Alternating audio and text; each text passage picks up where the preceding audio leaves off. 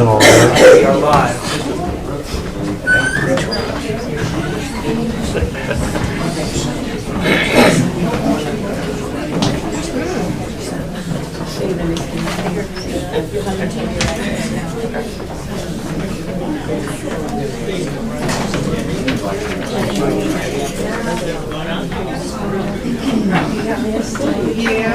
What's your address? What town is? Good. How you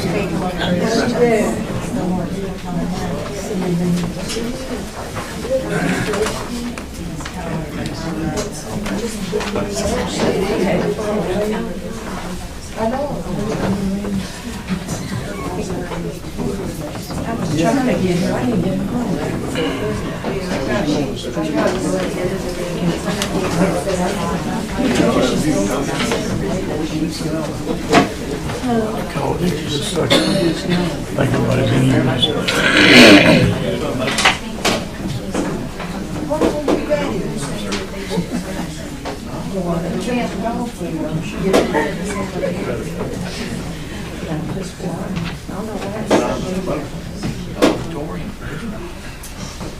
Is this one here also? That one is just for attendance. If you want to speak, if you just want to be in attendance, you sign there. If you want to speak, you sign over here. They're gonna have to speak now.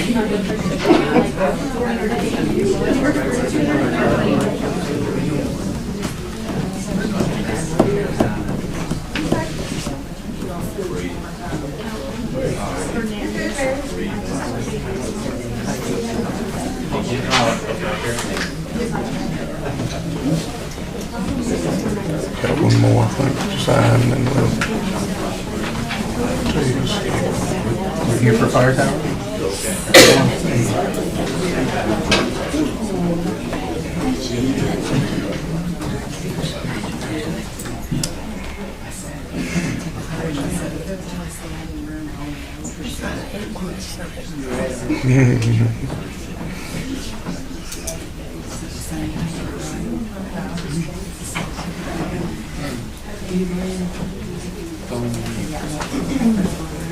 Okay, is everybody through signing?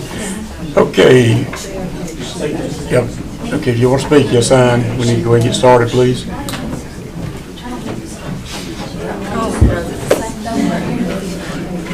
that same, right? No, it's two different ones.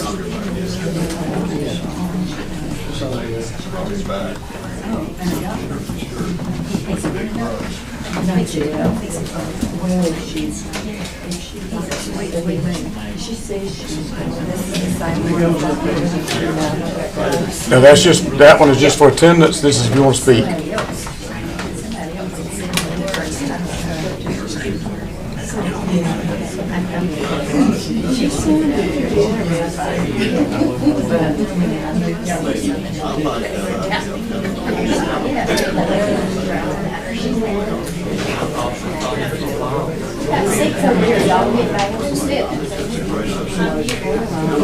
Okay, if we could have everybody stand, we're going to have an opening prayer and the pledge.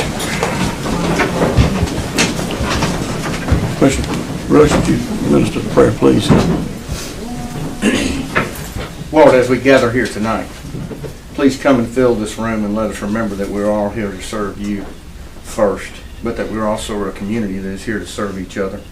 Help to fill our minds and hearts with caring and love for each other as we debate these issues, and help us to push this county forward in the direction that you would have it go. In your name I pray. Let's pledge. I pledge allegiance to the flag of the United States of America and to the republic for which it stands, one nation, under God, indivisible, with liberty and justice for all.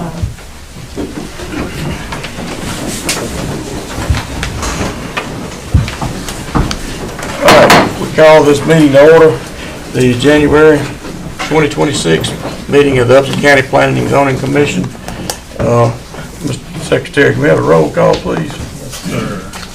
Here at 5:34. Chairman Fallon.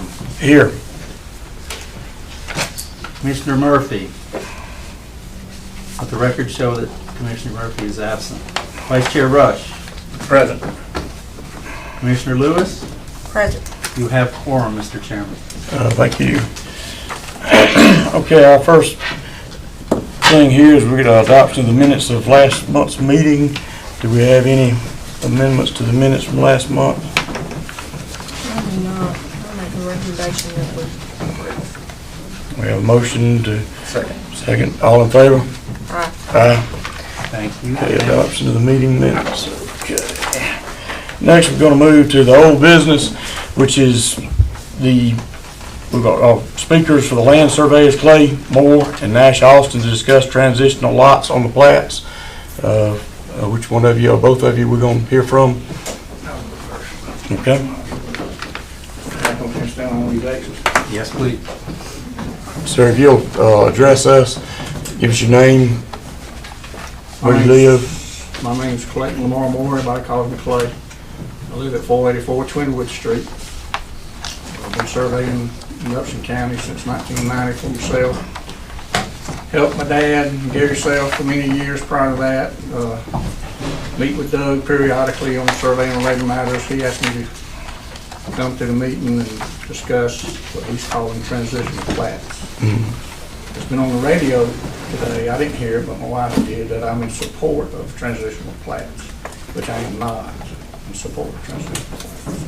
I'm going to tell you why. As a surveyor, and Nash will attest to this, but as a surveyor, we run into encroachment issues where somebody has like a barn, driveway over a property line, so it's over on somebody else. I've actually been involved in my career where there's been houses built over the property line. And when the property owners are made aware of that, usually the two property owners will get together and come to an agreement and have the surveyor create a tract that eliminates the encroachment. And in most cases, those tracts are non-conforming. They're less than 2 acres. You're usually about 1/10 of an acre, 2/10 of an acre, and they usually don't have any road frontage. And as in my discussions with Doug last week when I was in his office on another matter, in my opinion, that's a legal matter between the two property owners to resolve the encroachment. So as a surveyor, we plat and show the encroachment on a separate plat, and the property owner that the encroachment encroaches on eventually conveys that tract to the property owner that has the encroachment. You know, his barn, corner of his barn is over the property line, or concrete, part of his concrete driveway, or the driveway's over the line. And as a surveyor, I'll plat that and deliver the plat to my client, so you can even hire your lawyer to draft a legal description that describes the tract we have created, and then they'll do a quick claim. You know, the guy that owns the encroachment will quick claim the tract to the person that is encroaching on the other person. You know, plats recorded, deeds recorded. And in the past, we would bring those to the zoning office so the zoning folks would know what we were doing. And Doug would write the note on the plats. And I even told him at one point in time, I said, we're going to run into this periodically, Doug.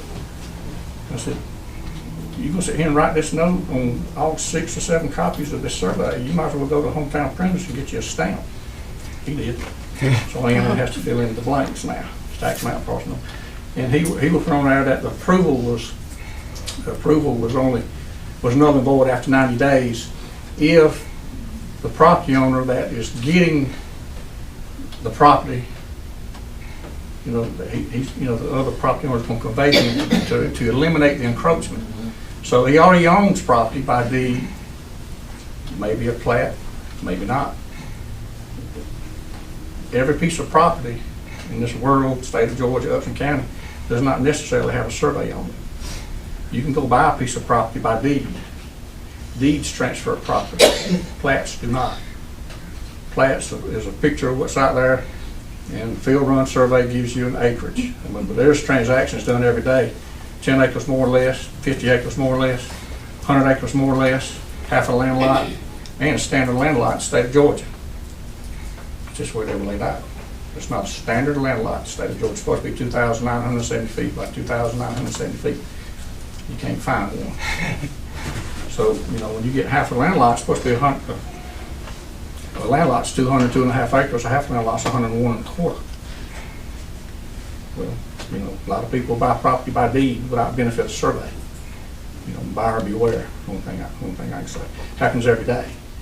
So I don't see where the county or the planning and zoning board can force a property owner to have their property surveyed, whether it's been surveyed or not.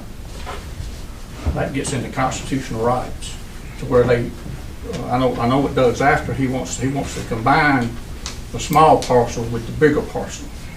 He showed on one survey.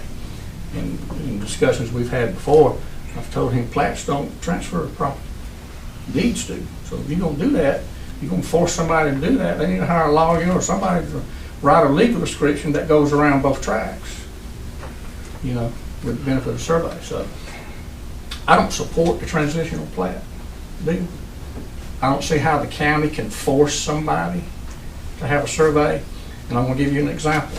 The adjoining property owner, he may own 2 acres, may own an acre that's pre-1994 when zoning was developed. He may own 10 acres, 50 acres, 100 acres, say he owns 1,000 acres. And he's got something that encroaches over on the adjoining property owner, and they're gonna resolve it by hiring a surveyor to survey out the encroachment, create a tract. You gonna force him to survey 1,000 acres? I tell you, you're crazy. You know, I'm gonna get ownership of that encroachment. I'm gonna, you know, hire a lawyer, and we're gonna transfer title to that. You know, you can't make somebody get a survey. But the only people that can make somebody get a survey is the banks when somebody's borrowing money. You know, and they say, well, you gotta have a survey done. And then it's their decision whether or not they won't follow through on that. So, I don't see how the county can force somebody to have a survey.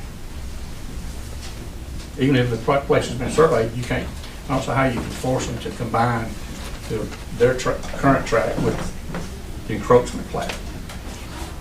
We run these things periodically, and we try, you know, the two property owners want to resolve the issue. And so we say, yeah, we can create a tract around that, make sure it meets all the side setback lines and everything, but inevitably, 99 out of 100 times, it's a non-conforming lot. It's less than 2 acres. It does not have any road frontage. I mean, it could be on the back side of somebody's property. As far as I'm concerned, as a surveyor, been surveying for 36 years in this county, that's a legal matter between the two property owners. In my opinion, zoning should not get involved with that at all. Doug said it has something to do with tax maps. I said, yeah. I've talked to Tony, the tax assessor's office, plenty of times. When she don't understand something, she'll call me and ask me to help her out. And I try to help her out. And if it's a matter of drawing that little bitty parcel on the tax map, I said, they can do that. They have a consulting firm that does that. The tax assessors don't actually do it. They just want to be able to know where it's at. You know, they got a consulting firm that updates the maps. So, you know, I don't see how the county can force somebody to have a survey. Okay, any questions? Any questions for me? Good. Thank you.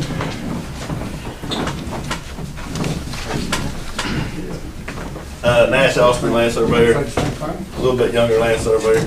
I won't be near as lengthy. I understand what Clay's saying. I mean, and I agree with most of all that as well, but in the confines of what we're doing, you know, with y'all, this comes up all the time. I mean, and to me, it's gonna be a tough sell to tell someone what he's getting out about it. So they got a 100-acre tract and they're just getting the 2 acres off the back of somebody else's place to combine. You know, they're not creating anything smaller. You know, that happens pretty regular. So I'd like to see that still be available to us.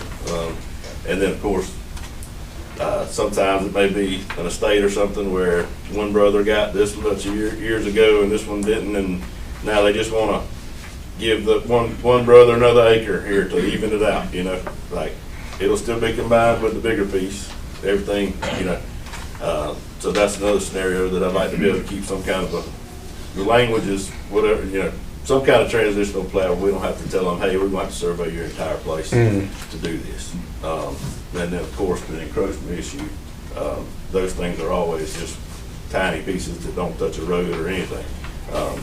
And, I mean, I think in that situation, I mean, I think we're clearing up a problem, you know, and it should be allowed. Okay. All right. Thank y'all. Thank y'all for y'all's input, and we will take that into consideration. Do you have some questions? Not have anything. Mr. Chairman, if I could just make two clarification Yes, comments. One, I'm reading from section 78.96 current law. Any person proposing to subdivide land with unincorporated areas of the county shall submit to the planning commission plats of the proposed subdivision, which shall conform to sections in this chapter. So if you go by the letter of the law, any subdivision, including into two, should be by that language. However, we also know that the definition, then you go to the definition section of subdivision, and it's 3 or more. So we got some conflicting, but if you recall, and you look in your book, we actually have proposed to change that to include that 3 or more. But that will still require, if you're splitting a piece of property into 3, you must subdivide that property through a plat and using a plat. So that's a requirement. Just to explain, and maybe I need to bring in one of these, which I've had one in the last few months. What will happen is a surveyor will submit a plat, and it's got a fragment, something that doesn't meet the AR, the R2, whatever. It's not 1 acre, it's not 2. And what they say is, all we're doing is we're slicing this off here, we're going to give it to the one over here. Now, if I take, and this was actually something I had to work out in the beginning, because when I first started this, I said, I'm not going to approve a plat that shows a substandard lot. I'm not going to do it. And they explain, well, this is the transition, so we want it to be joined to the other one, and that's our intent, but we don't want to have to survey the entire property, or survey it twice. When Gary Self was alive, that's what he would say, is I'd have to survey it twice. You're going to double charge the customer. So if you go with what Mr. Moore said, anytime I get a plat with a fragment, I'm going to just deny it, because it's showing me that there's some fragment, and if we're not allowed to say, okay, within a certain amount of time, you have to join that to the other, well, I'm going to deny it. It doesn't meet the AR, the R1 or R2. So that's where this amendment is coming from. And again, Gary Self and I sort of worked this out my first year or two when I was here. And I'll be happy to bring in one. This is real world. It's not a theory. I can show you a couple that I've got on file now. But that's where we're coming from. At your last meeting, we took transition out of the subdivision ordinance. And you had some questions that I think the surveyors are better at answering than I am. So that was my clarification, Mr. Chairman. Okay. We'll work on that then on the subdivision ordinance, which actually comes up next in our old business. We have been continuing the subdivision ordinance for quite a while, and looks like we're going to continue that again. We have got a draft of what we have been working on that you turned into us this weekend. I don't think we've really had time to go over it enough to get into it tonight, which also would go along with the zoning ordinance that we got over the weekend, that really haven't had time to go through and read and see what we may or may not want to change, or what we on that final draft. So at this point, I suggest we continue the subdivision and the zoning ordinance part of it tonight, to give us time to digest what we've received on this. Is that okay with everybody here? Absolutely. Okay. I agree. So we need a motion to to continue this. Make a motion. Second. All in favor? Aye. Okay, now we'll move on to the new business for tonight, which is the appeal of zoning administrator's decision ZAA 2025-03, Dennis Fowler, 2935 Woodland Road, parcel 024A094, appeal from decision to deny building permit. Have a motion to open the public hearing. I move to open public hearing. Second. All in favor? Aye. Okay. All right, Mr. Chairman, as per procedure, I'll give my presentation first, and then if there's anybody who wants to speak. You've had it in your packet, so you've got at least the paper background. A parcel in AR or any other lot is required to touch a road by ordinance, and that happened, as you referenced on another matter, zoning was approved in 1995, and therefore anything after 1995 has to meet the current regulations. Mr. Fowler came into the office and asked us about a particular piece of property, and we looked at it and we determined that it didn't have legal access because it was landlocked. Now, our common speech is if you can show us a deed or a plat, preferably both, that shows that it was this way or this size before 95, you can go forward, because there weren't any rules at the time that was done. In this particular case, we have a deed and we have a plat, but this isolated lot, this island of a piece of property happened in 96. So a little over a year, about a year and a half after zoning came in, they created this lot and it doesn't touch a road. So we basically said, no, I won't issue a permit for this. He didn't actually apply, he was doing the due diligence up front. We said that we would not issue it. And so then he said, well, how can I remedy this? And of course, one of them is to get that access, and the other one was to appeal my decision. But as you see in the records here, we've got the record book, we've got the plat, which was all done in 96 when this property was cut out. There is reference to a undefined easement leading from Woodland Road in 36. And it doesn't say how wide it is, it doesn't really show where it is exactly. The one drawing that you do have, it might be a survey, actually shows it off this property and not touching it. So that was an interesting thing to look at too. So in my letter, you'll see that the remedy is in some of the cases that he presented as, wait a minute, y'all have done this in the past, why can't I do it? So in my letter, and you'll see this in one of the last paragraphs, the proper remedy is to create a separate private road replacing the described easement, which doesn't even have a width. Is that too wide, or is it wide as a car, or is it 30, 40, 50? We just don't know. There's even a drawing, I think, that shows the road is like 30, the center line is 30 feet off of an undefined distance. So it's very confusing when you look at the paperwork, except that when this was done. So what we recommended was work with the one or two other property owners that can get you up to 36, create a road, a private road, and then we will consider that meeting the letter of the law. Now, just to address some of his comments in his application, all right, this is what the parcel looks like. You can see that it doesn't touch Woodland Road. And here's the survey, and you can see off to the left there, there's this, I guess that's the easement, but you see it doesn't even touch his property. There seems to be some space on the other property and his. And our current law doesn't, easement is not recognized as legal access. It has to be fee simple, your parcel touches either a private road or a public road, and that's in your subdivision ordinance. All right, and here was another plat that he referred to, and I know it's difficult to see on the screen, maybe it's a little easier there, but if you look at the key, that line that goes to the property and up to 36, it's called, I believe, a unimproved abandoned road.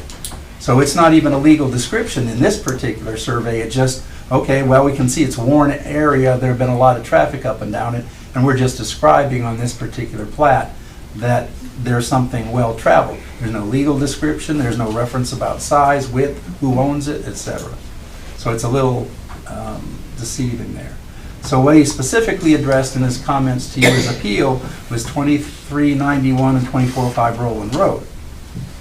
The interesting thing is, and this is from the zoning map that was in the office when these two permits were issued.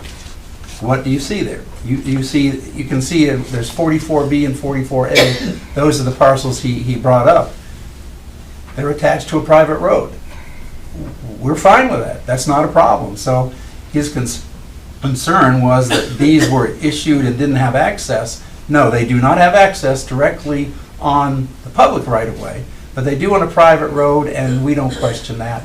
If you're on a private road, you're fine. Well, this is the zoning map, and this is what it looked like when those building permits were issued. In your packet, he presented two plats. Well, you can see right next to it, it says on this particular private road, and if you look at the dimensions, it's 60 feet wide. That meets code. If you have a private road or a public road that's that's a local street, we need 60 feet of right-of-way. That's not all paved, but you have to have 60 feet of right-of-way. And both of the cases he cited have a private road with 60 feet of right-of-way. Now, I've not been out there, and I don't know how they're accessed or how frequently they're used, but this would satisfy us. If he had walked in with his lot showing something like this, we would have said fine. But again, back in '96, they didn't do a private road 60 feet wide, which was the code at the time and remains the code now. That part hasn't changed. That we only have an easement, and it's very clear in our ordinance an easement is not considered access for purpose of development. Now there's also concern about, well, how were we supposed to know this ahead of time? That's one of the kinks in our system.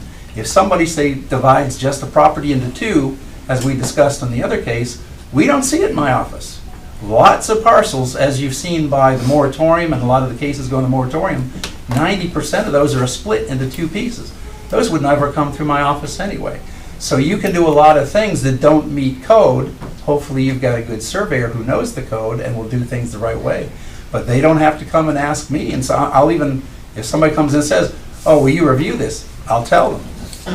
I'm not required, and the ordinance doesn't say that I'm supposed to review it. Now, if you want me to, as soon as I say that, 90%, nope, bye. If you don't have to review it, I'm gone. And that's fine, because there's no legal reason for me, and I'm not authorized to even look at it. Now, can a lot of wrong things happen that way? Absolutely they can. Now, when do we catch you? We catch you when you come in for a building permit. And you're really not even in violation until you come in with a building permit and we see somebody along the way has created an illegal lot. Now, unfortunately, in this case, we didn't catch this particular one that he's proposing, and since, when it was divided, which was years and years and years ago, 1 year after zoning was adopted. I'm not sure how we can do that better. Again, we do rely on the surveyors and hopefully the attorneys to know what our subdivision ordinance says. And certainly when it's an official subdivision, I'm reviewing it, they certainly find out about our requirements very well, because that's what I review the plats against. So, Mr. Chairman, that's my presentation on this particular issue. Okay. Do you have some questions or some comments on this, Steve? Well, I believe we need to let somebody speak, right? Nobody signed up to speak for. And does anybody that wanted to speak? Is Mr. Fowler here? Yeah, he's not on the sheet. That's fine. May have been on the wrong sheet. I just didn't look. I was looking on it. You're sure welcome. Come on, please. Just remember, state your name and address. Dennis Fowler. And, I live at 29. Allotted 5 minutes, sir, please. 2951 Woodland Road. Been there for 45 years. It's a landlocked piece of property that I've expanded as much as I could to 5.5 acres. There's prior to this 2935 tract that I'm in question of being cut out, there is a legal survey and a legal description that's filed in the court or at the clerk's office, and it's a 30-foot easement, which evidently at the time was what I told I was needed to get a legal easement from 36 to 2951 Woodland Road. So the reference that they're making in this, you look at a deed, you look at the plat, yeah, but when you look at the legal description, it says that existing road runs along that whole boundary. And this is the road that they're referring to, and it's recorded, Mallory and Trice recorded this, so it's the same road. It touches that whole westerly boundary of that property. And I was just starting to inquire about, if my daughter moved here, my son really wanted to build a house, take care of an old man one day maybe, what size of house they needed. And then that's when I was told by Doug that it doesn't matter, you can't build on it, you can't issue a permit. Even though there's been a residence there's a well there, probably a septic tank at one time. The power company ran power to the place, so it had power on it. And so there is a legal easement that is recorded, but it's only 30 feet wide. There's some other people using that easement currently. I use it and my neighbor uses it. Okay, so there are people She has use the it. same legal. Yeah, there are people use it currently. Yeah, and the person that had this property I bought it from is using it because they supposedly had the same easement. Mm. They moved after I had paid this survey that actually Mm. recorded. But the land you're speaking of, that land did at one time have a house on it? Had a manufactured Manufactured double-wide home? home on it. Okay. Yeah, legal or not, I don't know, I didn't do it. I did ride out and visit the property today. There is evidence of an existing home on that lot, or a previously existing home on that lot.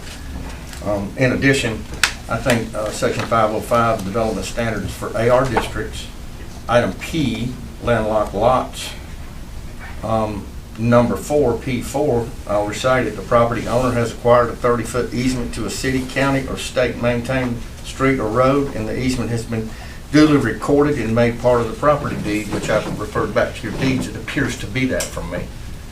From my analysis of it, I think it's in your deed, the 30-foot wide easement, which that's what this calls for in our ordinance. Doug, it's 505P, number 4.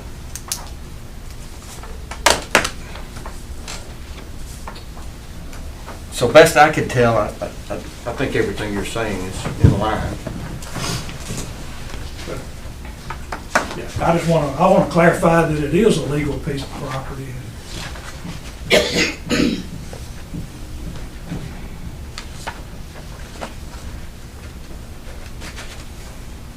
Y'all got any questions? Well, I guess I was looking to see if we can find it. I think I have it right here. I'm satisfied with the explanation and Yeah, ready. mm,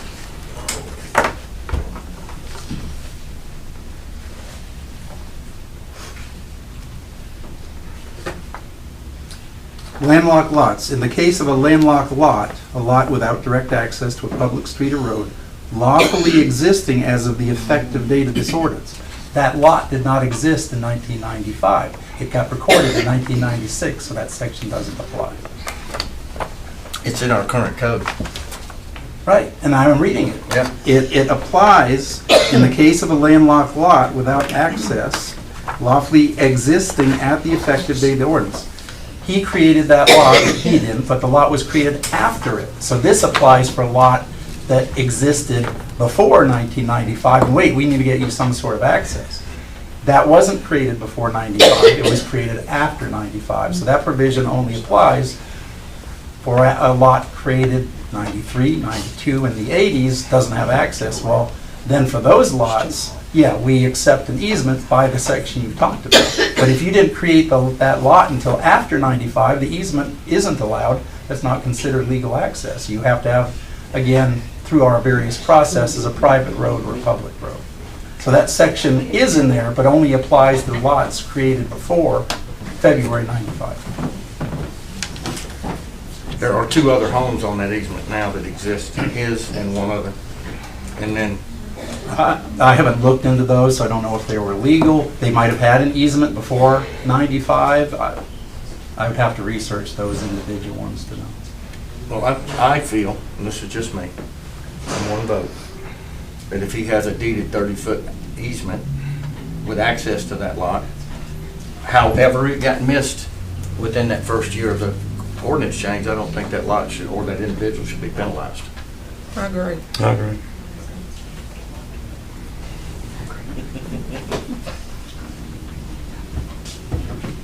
If there is a way to prevent this from happening going forward, we should have those discussions. I am sure this condition exists in many places in the county, and this is probably not the first time we're going to hear this. Well, most of the time, the lots were pre-95, so they use the section that you talked about. That happens 99% of the time. We've got this same issue coming up with these ordinance changes we're making to grandfather in everything that these changes would affect, and we haven't put Right, language so in there'll be a there for new that. question if we go with the minimum of 5 in AR and we get a building permit, and the building permit is only 3 acres. When was that lot created? Was it before 2025? If it was, it's legal, but if you cut something into 3 acres and AR or less. Obviously, that's not, and we're not going to let you develop it because you illegally split it after the 2025 change. Mr. Chairman, what you need to do is have a vote to overturn the decision of the zoning administrator. We have a vote to overturn this decision from, Well, I want to first say, I don't believe you ever applied for a building permit, did you? This was just a discussion between you two, right? And I believe the way you're approaching this is just to ask for clarification. Can I utilize this lot for its intended purpose? I thought I could, and I was just looking to see what size building in the future could be built on it. Because I'm not ready to build on it. My son, they both still live out of town. Right. But one's coming back in July and the other one will probably follow, you know. So was that an official decision, Doug? Do we need to overturn that? Well, otherwise, the alternative is, okay, file all the paperwork, And do then all that go through work, it and again. then you'll get, we just saved him some time. And, you know, this was obviously set up. He knew that he wanted to develop it. He asked me, how do I overturn your decision? Mhm. And this is the process. Now, if in the future you want them to have filed the paperwork, all right, that's just work on it. No, I'm not saying that. I'm just clarifying how this came to fruition, that's all. and I would not have a problem going and okaying it through us, just directly to you, not transferable. Well, if we say it's buildable and it's buildable, he don't need to be penalized, Mr. Fowler doesn't need to be penalized. What if he gets in a situation where he needs to sell that piece of property? It will be worthless to him. Right. Okay.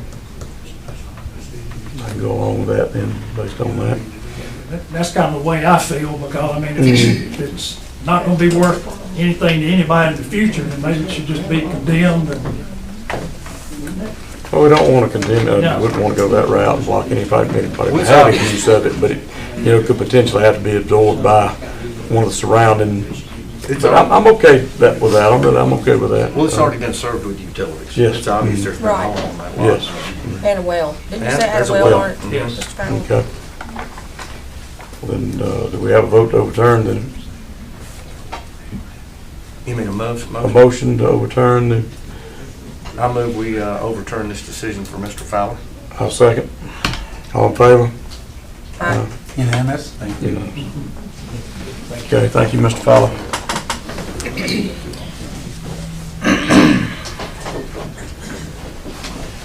Okay, next we're gonna move to the application for special exception SPX 202503 for Dan Brew II, Fire Tower Road, parcel 013065, as AR for potential animal hospital use.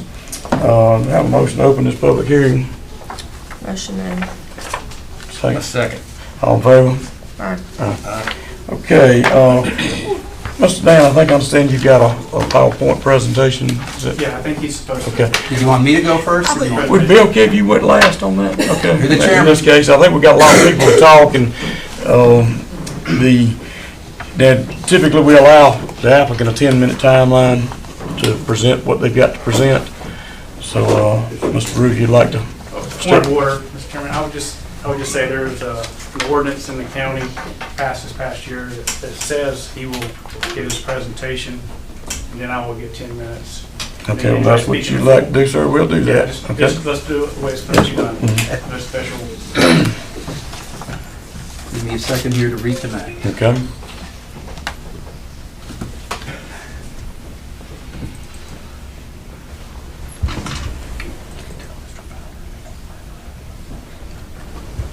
Mr. Fowler, if you don't want to stay for this, you're welcome to leave at any time. Or anybody else too, y'all.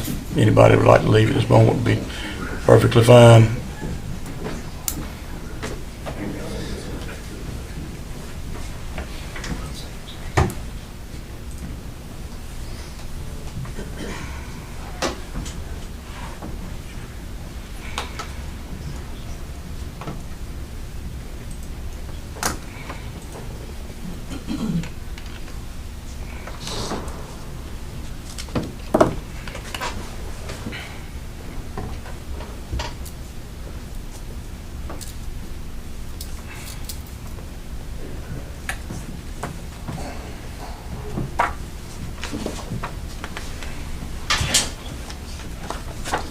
here we go.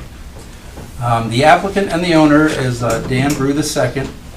He's asked for a special exception hospital use in the AR and also a variance because the use, there are three requirements and one of them is one that he's asking for the variance from. Section 504B13 is the one that says a hospital is an acceptable special exception and to be considered as a special exception in the AR with three conditions. The first condition is that it must be on a minimum of 3 acres. This request is on over 3 acres. The minimum side and rear setbacks are 50 feet. Of course, nothing's built yet, so the 50 feet will be looked at in the site plan. But the third one is that the lot must front on an arterial street, and that's what the variance request is related to. This is kind of unique for this variance because if you approve the special exception but deny the variance, it's the same thing, you're still denying it.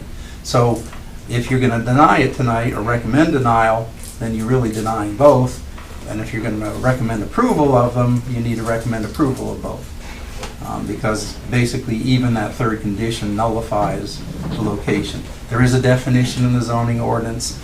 Basically it says an arterial road, those major roads that have a state road number or a federal number, so that would be 19 and 80 and 36 and 74. So this part of the ordinance says that if you're going to have a hospital in AR, it's got to be on one of those roads. The information in the application tells us that there'll be about 3 to 5 employees with expected customer frequency of 2 to 3 an hour.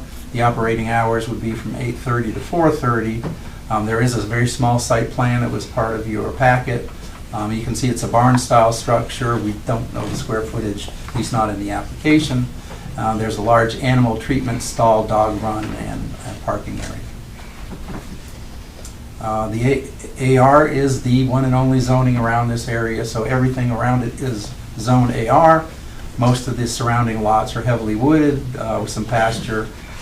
There is a single-family home, and again, this is directly, right there. Obviously, beyond there are single-family homes, which are in the report, but right there, basically, you've got heavily wooded areas and pasture, except across the street. Both the Board of Commissioners and the Planning Commission have general review standards they must use.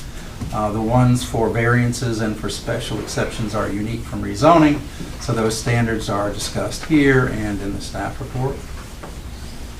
And this is where we have the variance requirement. So you got 2 sets of standards you need to use. Procedurally, a variance stops with the Planning Commission normally, and the special exception would go forward with your recommendation. But in this case, again, we've got a unique circumstance for that variance. Let's see. All right, so in the staff analysis, first we'll address the special exception. Is this contrary to the purpose of the ordinance? Well, hospitals are listed as a potential use, so it's not contrary, or wouldn't even be used there, listed there. However, it does say hospitals. We don't have a definition of a hospital. So maybe some would argue, well, that's supposed to be a people hospital, but as a zoning administrator, I have to make an interpretation. It doesn't say people hospital. We don't have a definition that makes it people. So we are certainly open to this in this gray area that an animal hospital would qualify for the special exception. Obviously, that's debatable in a gray area. Detrimental to the adjacent properties. Well, if this was single family versus an animal hospital or clinic, you're going to have different traffic than a single family home would. So you're going to have the expected type of impacts, which would be different. In terms of the nuisance, this is always an interesting section because the most wonderful thing can be a nuisance and the worst thing can be as clean and well managed as possible. So I always think it's obviously a management and maintenance question whether something is going to become a nuisance unless it's got a smokestack or we know it's got what I would say M2 type qualities, industrial. It's not automatically a nuisance most of the time. And again, the effects are the same ones we'd expect for anything that would have this sort of traffic. You're going to have non-residential traffic, additional noise, potentially fugitive dust. Obviously, these animals are going to have some sort of waste. There may be medical issues or supplies there that not anybody should be in contact with. So you do have those sorts of issues. And then if this is approved, you do have other requirements as part of the process or after. They would pay occupation tax, get building permits for the building. There's obviously state licensing for the structure and for the staff. And of course, there are just general animal welfare laws. Now, for the variance standards, this is a fairly short discussion. Our variance standards tell us that they only should be granted in the case of an extreme hardship where reasonable use of the land is not even possible. And this is not the case in most of the cases that come for a variance. There is an other use, many uses sometimes, and it's not an extreme hardship. It may be a hardship, but not an extreme hardship. There are also was some questions from the applicant about whether this even had to go through the special exception process. Here's that definition of agriculture, and I think that's where the question came from. The raising of products, including but not limited to soil crops, livestock, fish, fowl, and commercial timber, regardless of the quantity of value of production in a customary manner on tracts of land at least 3 acres in size, including all associated activities. I do not interpret that to be some retail or customer sort of business that serves that particular farm. And here I list some of the things that I think associated activities would be. Sheltering the animals, in other words, having structures to put them in. Maybe you are washing them, the animals or the plants. You're spraying pesticide and herbicide. You have maybe a feedlot sort of operation. You're cleaning the houses and the barns. You have the waste storage as well. Those are the sort of associated activities that I think are meant by this. Otherwise, I think there are any number of retail stores that could be included, and I list those in there. So I don't really think that this is a associated activity to be considered agriculture. The staff recommendation, I think you've got considerations for and against the proposal. I guess you just have to weigh which of those factors you think is the most important. In favor of it, hospitals are listed as a potential use in the AR. An animal hospital may actually have fewer impacts than a person hospital, human hospital, in terms of operations, noise, parking volume, solid waste, wastewater, etc. The parcel is large enough, depending on how the design goes, to put buffers in there if you feel that that would be a condition of approval, would be to have some sort of buffer. And the applicant did mention that he thought that there were some other uses that are similar, or at least retail customer type operations. The one that he mentioned was the B&B, feed and seed. And you'll also remember the last couple of years that the Board of Commissioners has approved near Yatesville a very small, relatively small livestock processing plant. And if you do remember the neighborhood or some of the things across the street, maybe 2 of you weren't on the board at the time, sorry, but there are residential houses across the street and down the road. So those would certainly be some things you look at to see if this is an appropriate use in AR when you look at the other ones. Now, the feed and seed I think is pre-zoning. The only proof I have that of existence is to 2003, which is as far back as we could trace them paying occupation tax. But as you see in the staff report, the building was built in '85 and then rebuilt in '94. So that feed and seed might actually predate zoning. Don't know for sure. I couldn't easily find that evidence, but that might be a factor there. And then the factors that you weigh against it, it's not an arterial roadway. So one of the 3 conditions that are in the ordinance, plain as day, is we know that it's not on an arterial roadway, and we're asking, we need a variance to be granted there. You'll see in the staff report, and we'll see some of the photos I took, everything around there is a single-family house on a large lot. And then, while I think we recognize that this is a needed use in the county, that's not what the debate is about. It's not about whether this is a good use or bad use. The question is this the place for that use? And that's something that you've got to weigh, which, for or against. Staff does recommend that if you recommend approval, that you forward at least 2 conditions to the Board of Commissioners. One is site plan review, similar to what you've required before, and then some milestones that if this is going to be built, that there's a building permit pulled within a certain amount of time, and then the structure receives its CO within a certain amount of time. I used the last case that we had. If the applicant or you want to change those in your recommendation, certainly this is just a template to work with. Now on the variance itself, again, those criteria say that it has to be an extreme hardship and that you basically denied all use of your property if we don't give you the variance. Well, that's not the case. So as staff, I'm compelled to recommend denial on the variance, which I recognize has the same effect as denying the special exception. But again, I think if you look at the criteria that we're supposed to use, it's really sort of an obligation to make that recommendation. Obviously, you are here to make your recommendation to the Board of Commissioners. We have that unique circumstance I referenced earlier about the variance, but that's what the special exception hearing is about, is your recommendation. So here's the aerial photograph that you've got in your staff report. What's in blue would be the location of the animal hospital clinic. This was presented by the applicant, so you can see what the concept of what the building would look like. There's a floor plan there. And I know it's difficult to see, but you see basically four things there on the site plan where the building would be. The green area is called the dog run. Then they've got the large animal area in the one above that.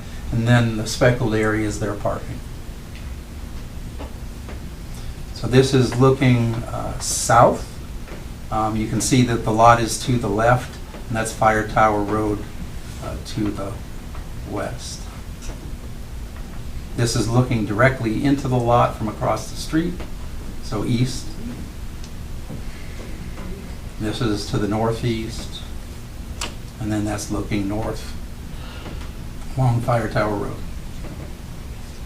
These are the houses that are in the area. I believe that this is one right across the street. This is the one to the south. And these are, I believe, all to the north. And that concludes my staff report, Mr. Chairman. Thank you. Mr. Brew, would you like to give us your presentation now? Yes, sir. Doug, just point of clarification, your recommendation for the variance was denied, and your recommendation for the special exception was what? Was to consider the for and against factors. I didn't actually make a recommendation because of the weight of both sides. Sure. Again, to pull up my presentation real quick here. All right, and that's vet clinic. You can do it either on the PDF or the PowerPoint. Okay, either one. Yeah, the PowerPoint probably take more to drive it, so I tried to make it a smaller file. For the PDF, okay.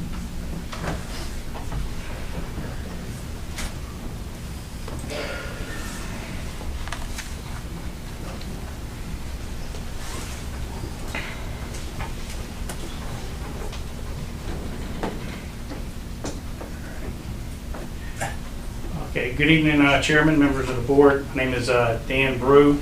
I live at 678 Fire Tower Road, Thomaston, Georgia. This is my presentation for a veterinary hospital clinic on Fire Tower Road. Next slide, please. This is the layout. It's slightly different from what Doug showed you.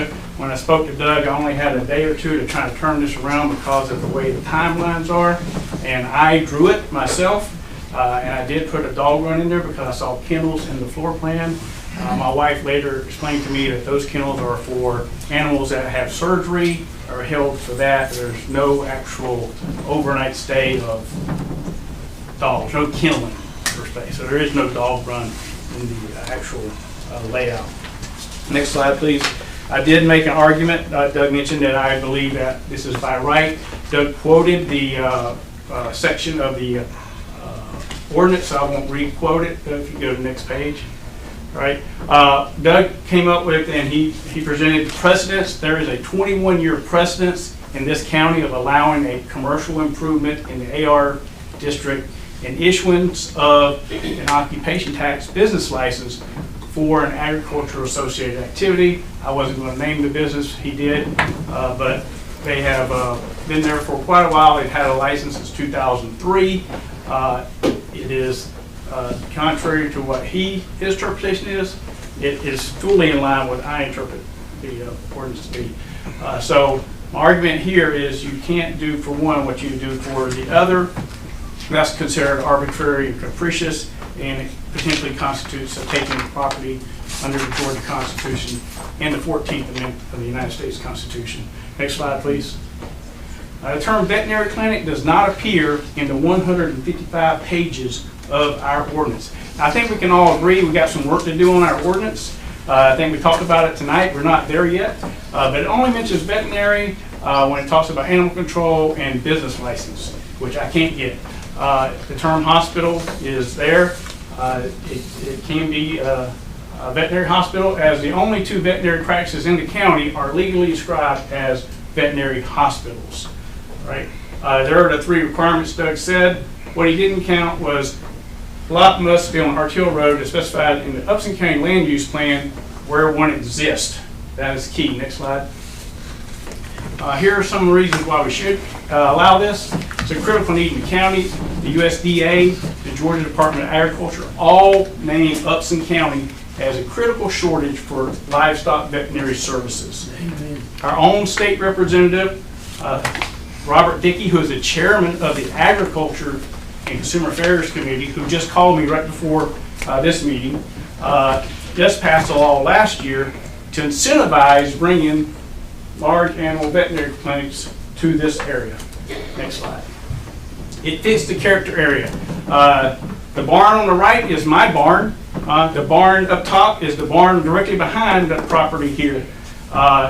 If I build this place, which I could build it today, well, I have to get a permit from Doug, but I can build it today to look just like that. Problem is I can't get a license to operate, according to Doug. But I could convert this building to a house if, after 10 years, my wife decides, hey, I can't do this anymore, or I don't want to do this anymore, I would still have that property. Next slide.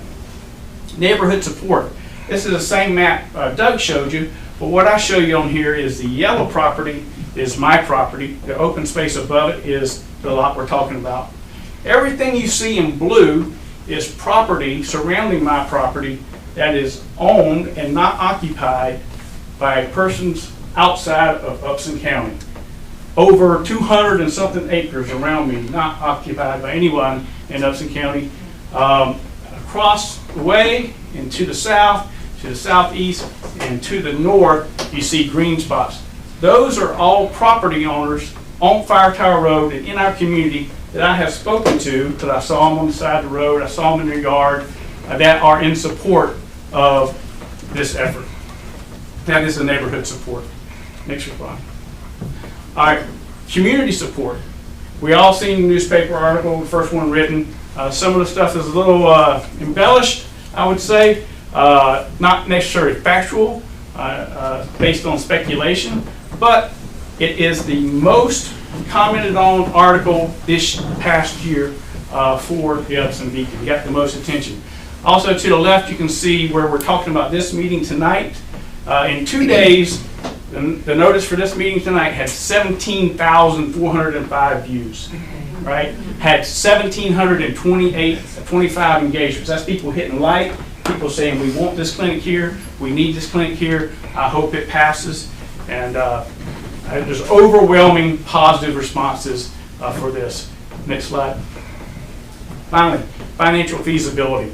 All right, we need the clinic in Upson County. My wife has gone to school specifically to give us this opportunity in Upson County. But we have to be able to afford to have a clinic in Upson County, right? I've consulted with the IDA, this lady was here earlier, trying to find something I can afford to build on. I've talked to Taylor with the city, with the DDA, trying to find property we can afford to build on and have a clinic and be able to operate at a cost that people can afford in our county. I cannot go $1 million in debt up front and be able to provide low-cost services and livestock services in Upson County. It just doesn't make any sense, right? That's why you don't have livestock veterinarians here, right? Because it makes a whole lot more sense for people to go to Henry, Spalding, and Fayette County, get a sign-on bonus, and make 6 figures working on cats and dogs. That's what most veterinarians do. My wife made a conscious decision to specialize in cattle for this community. We consulted with numerous real estate agents. They showed us all kind of properties. But I cannot buy a $650,000 property or a $420,000 property that really doesn't fit the need, and then go in there and demo it and then build inside of it to try to make something work. That is where I disagree with Doug, that there's other places that are available that are reasonable. I've also consulted with private landowners, trying to get people to sell me their land so that I can do this. We continue to look at all options, and we're still looking, all right?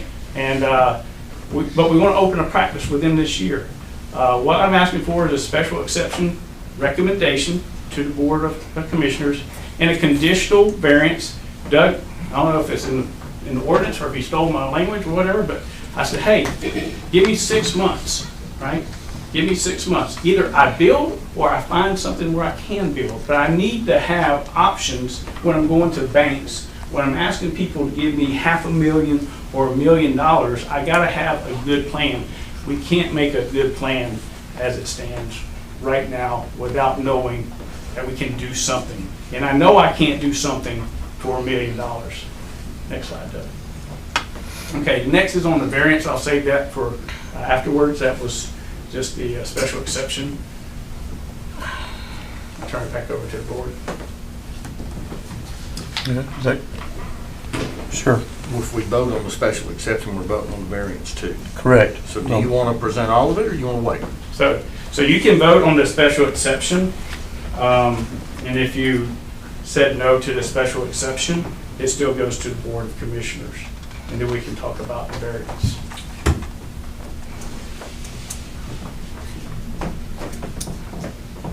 So you want to stop your presentation there? Well, I only get 10 minutes for a presentation. I paid for 2 public hearings. I had to pay $150 per item to have 2 public hearings, so You want your I 10 minutes want each? my 10 minutes for each public hearing, because I got a lot to say. Would you like to continue that now, or would you like to wait till later? No, because I want to make sure that this procedure goes exactly the way the ordinance says, so we don't have any issues. And that's what the ordinance says. Okay. The next up would be public comments. Doug, is that what the ordinance says? I have the ordinance in my backpack. His interpretation, not the applicant's. I would say the strictest interpretation would be separate public hearings. Now, in this case, because they're so intertwined, do I think there'd be a problem in court? I don't, but if you want to do this the cleanest, absolute, without problem way, keep them separate, sure. Okay. Okay, no problem. So you're completing your presentation at the moment. Second, You've completed your I presentation. completed my presentation for the special exception. Okay, next we're going to move on to the public speakers here. Keep in mind as you approach us, you state your name, address, and whether you're for or against. You are allotted 5 minutes. So we actually have a lot of people that want to talk here. So, Point of order, Mr. Chairman. sure, you going to run this meeting? I'm just referring to the ordinance. Yes, sir. Point of order is that the ordinance says you will identify those who want to speak for, and they each get 3 minutes to speak. And then you will identify those who want to speak against, and they'll each get 3 minutes to speak. And then I get 10 minutes to rebuttal. Okay. If they had marked down they wanted for or against, I might could do that, but I don't have a full list of the people that checked off that way. Point of order, it is the ordinance of the county, it's the law of the county, and you have to ask them if they're speaking for or against, and you have to allow those speaking for to speak first, and then those speaking against to speak second. Okay, moving on to Lisa Pierce. I assume you're speaking for. Please state your name and address and that you are speaking for. Hi, my name is Lisa Pierce. I live at 884 Vickery Road, and as a farmer right here in Upson County, I raise cattle, goats, chickens, geese, and livestock dogs. And I know how essential reliable veterinary care is for keeping all animals healthy and our operations running smoothly. That is why I'm speaking strongly in favor of this veterinary clinic specializing in food animals on Fire Tower Road. It would fill a real gap for folks like me who manage diverse livestock on our farms. With cattle, we need herd animal checks, vaccinations, and emergency care. But my goats require specialized attention for things like parasite management, hoof issues, and reproductive services. Chickens and geese bring their own needs: disease prevention, respiratory problems, nutritional guidance, and biosecurity to protect the flock and our food supply. Traveling long distances for these services isn't just inconvenient. It stresses the animals, delays treatment, and hits our bottom line hard. A local clinic focused on food production animals would make timely, expert care accessible right here, helping us maintain healthy herds and flocks without the extra burden. The USDA makes it clear that this is a widespread issue. In 2025, the USDA declared 243 rural veterinary shortage areas across 46 states, the highest number ever, with Georgia among those nominating the largest number. Beef cattle consistently ranks as a species with the greatest need. But these shortages also impact small ruminants like goats, as well as poultry. Through the Veterinary Medicine Loan Repayment Program, the USDA designates high priority shortage areas for food animal medicine, including private rural practices serving beef cattle, dairy, small ruminants such as goats, swine, and poultry. Upson County falls within Georgia's nominated rural shortages zone, 1 minute. where veterinaries are critically needed to safeguard livestock health. So we know that Dickey has passed a bill. Our community backs this overwhelmingly. Ranchers are excited. Parents of kids with showing animals at school events see the local benefit, and many agree this is perfectly as an associated activity under our AR zoning for agriculture. This clinic isn't seeking special favors. It's seeking fair recognition that veterinary services for cattle, goats, chickens, and geese, and other food animals are core to farming along with our pets. Let's support Dr. Dana Brew in serving us locally without unnecessary barriers. Thank you. Thank you. Okay, next, and I apologize if I butcher your name. Sometimes I may not quite can read what we've got on here. Looks like we've got a Cindy Silva.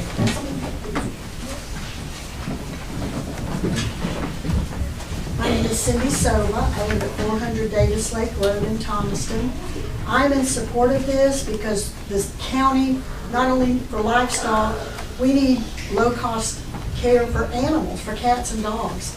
Since I've been here, I've had one dog, well actually 2 dogs, but I found a home for one dog and 2 cats who have adopted me.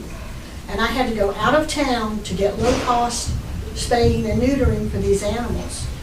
You know, when I first moved here, I used the local vet that was in service, but I can't afford it.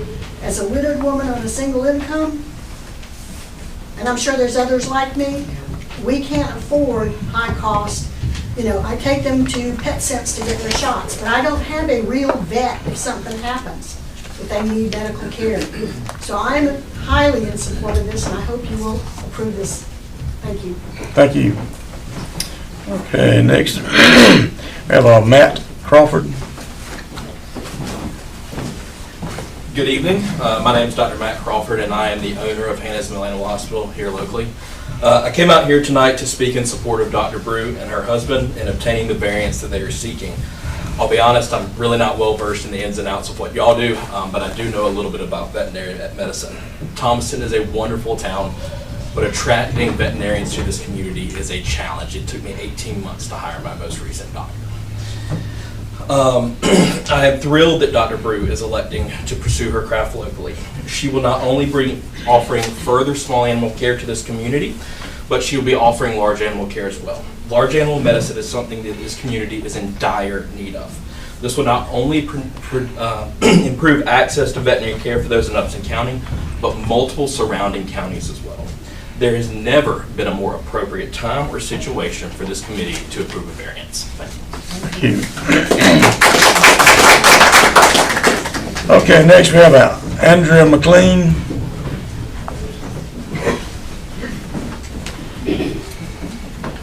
Hi there. My name's Andrea McLean. I live at 1276 Vickery Road. I also shop at B&B, so I'm right there near them. We started out this meeting with a prayer, and since our government is based on our Christian beliefs, it also talks in Proverbs about how the righteous man takes care of his animals. We need a veterinarian to help us take care of our animals to be righteous so we can go up and be in heaven with them. I pursued veterinary medicine for a little while. It is very expensive. I did not complete it. It is hard to do. I'm very proud of her. It is an exceptional thing, and we would love to have another one in the community. I have to outsource. I have to go to Griffin or Barnesville in order to get one of them to come to me. It's $300 a pop. It's just it's too much to maintain. And this is an agricultural rural community. That's why we moved here, to buy land, to have this kind of existence. And I'd love to have one. I'd love to see her. Thank you. Thank you. Okay, Mary Pat Jones. Ms. Mary Pat, are you for or against? Okay, step up, please. Hey, I'm Mary Pat Jones, 39 Fork Drive, Thomaston, Georgia. Here, good. First of all, this is a community need. It's not just, I feel like it's not just Dana or me or somebody wanting something built that I think would be nice. This is a huge community need. There is a demand for reasonable priced veterinary services. I've had farm animals die because when I couldn't get a farm vet out there, that I called and they said it would be 3 weeks. Well, I had a whole herd of goats that was dropping like flies. You know, when you have a farm, farms typically have lots of animals, dogs, cats, every kind of animal, and you can't afford what I call kind of a designer vet. I mean, you're just trying to keep everybody alive and going, and you know, you can't afford a lot of money to, you know, take care of them, so I really appreciate the lower cost. I think, you know, I ride my bike in West County and I see cows, goats, horses, buffalo, donkeys, cats, dogs. I see Xander, he herds me on by, other dogs bite my ankles, but anyway, there's a lot of animals out here in the West County. And obviously, there's a huge demand, and with this apparent demand, there's tax revenue. I mean, if nothing else, you know, we would love to have tax revenue in our county. So in summary, there's a need, a demand, the people want it, it doesn't disrupt the environment, it will decrease all the runaround for the shelter animals that Miss Peggy and a couple of them are just all over the map trying to get low-cost care for these shelter animals, and it's very expensive to be running around all the time. If there was a concern for this, for me, it would be that the demand is going to be greater than Dana can handle. And I wouldn't be worried about what he was talking about, the property management, the smell, and if it was all, you know, crappy taken care of, because that would be suicide for him on the commission board. So I'm definitely for it. Okay, I have a Joe Stover. Are you signed for or against? For. Okay, please step up and speak, please, ma'am.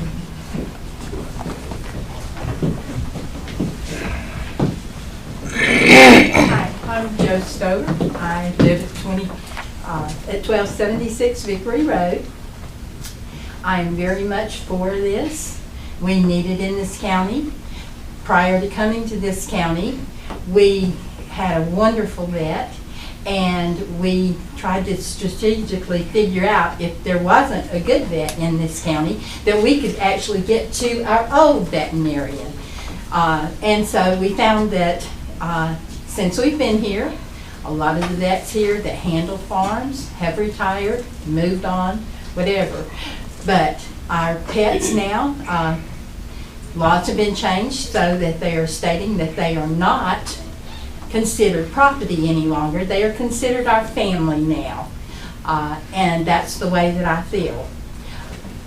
I think that we need this. Y'all are promoting this county. Y'all are adding all these stores through here to try to get more people to come to this county. And therefore, we need this service because those families are going to be bringing their other family members that have 4 legs. So I appreciate very much for y'all to approve this because it is in desperate need here. Absolutely. It's really difficult to try to go and load up your animal and carry them to another county.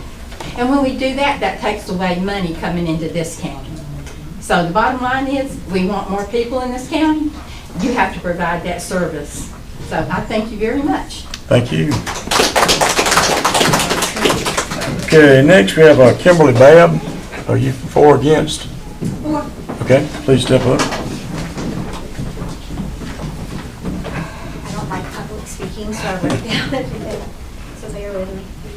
My name is Kimberly Babb. I'm a property owner in Upson County, but I reside in Pike. 607 is my investment property on Hill Street, 607 Hill Street. I've worked in veterinary medicine for the past 26 years of my life. I am the former practice owner of North Griffin Animal Hospital. I therefore can attest to the fact that our community needs more animal hospitals. I'm here tonight in support of Dr. Dana Brew's plan to open a veterinary hospital in Upson County.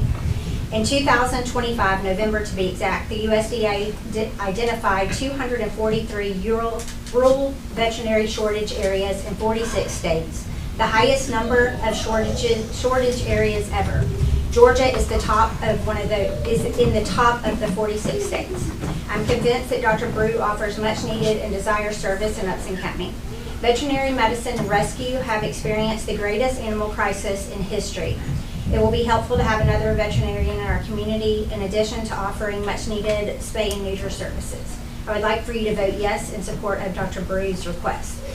Piggybacking what he said, as a former practice owner, having the ability to have it on their property and cut costs, in my experience, the way I was able to buy my animal hospital, granted it was in Spalding, was the death of the veterinarian that owned it. So I was able to buy it at a very cheap price, less than market value at the time, because she knew the owner, the inheritor, knew me personally.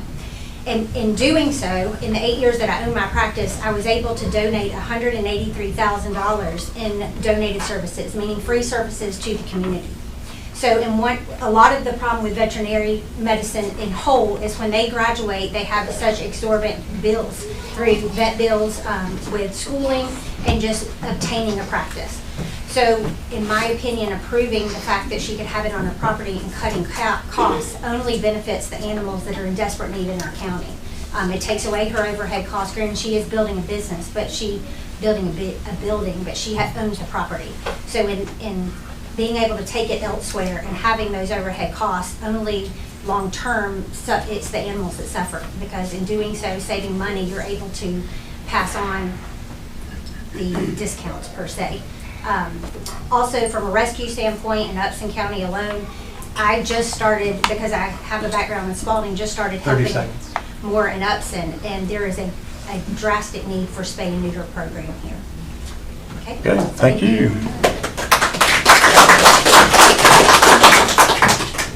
Okay, next I have Linda Hallman. Are you for or against? I didn't know I was going to speak. Oh, you spoke. You decide if you don't want to. But do you? She's my mom, she's for it. I must have done the wrong paper again. Okay. I'm Linda Hallman. I live at 5488 Crest Highway here in Thomaston.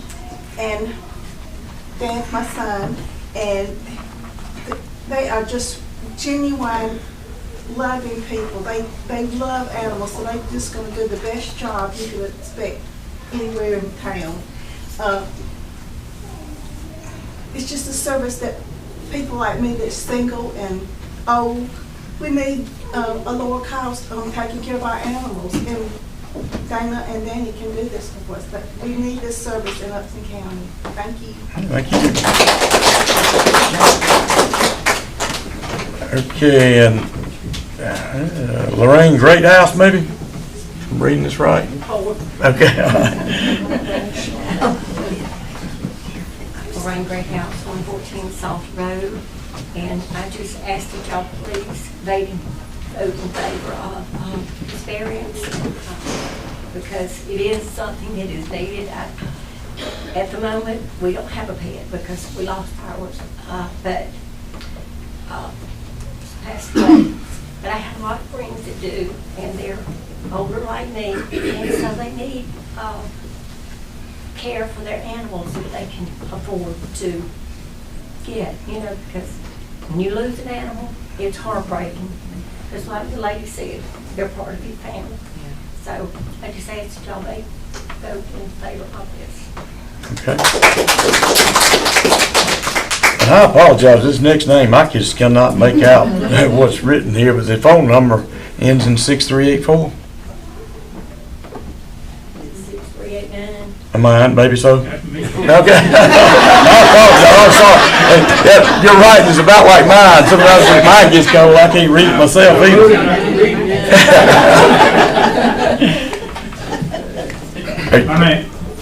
My name's Charles Greathouse, 114 Soft Road, Thomaston, Georgia. I'm just gonna repeat what my Speaker of the House is. I'm in full support of Dan and his wife setting up the veterinary restraint. I do believe we need one bad. Well, we don't have any pets at the moment, but when we do, it'd be nice to have a choice of where to get the care at. So that's all. Okay, thank you very much. Okay, I've got a Joe McManus.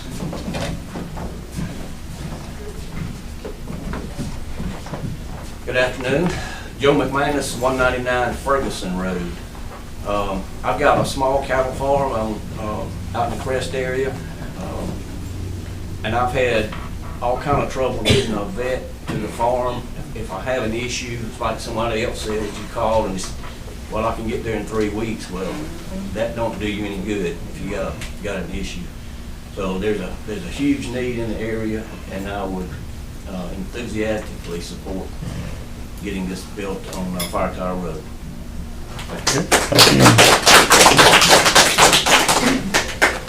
Okay, you have Tammy Boyle. My name is Tammy Boyle. I live at 245 Charlie Jones Road, which is just right around the corner from where this location would be. I'm in full support of this veterinary hospital going in.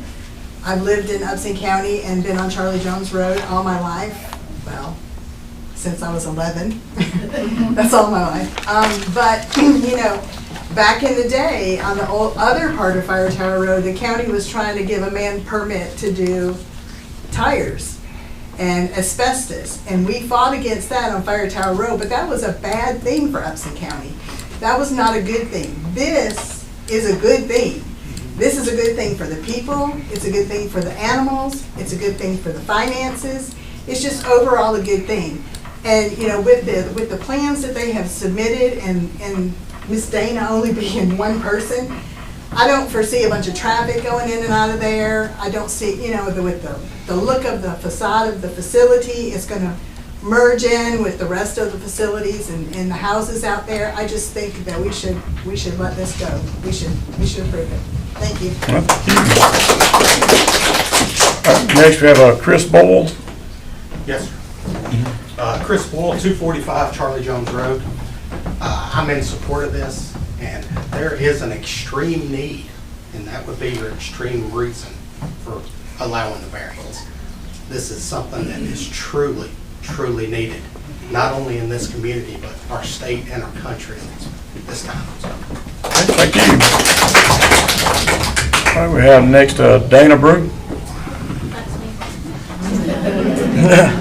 Obviously, I'm in support of this. So I'm just going to mimic what everybody else has said. We need this.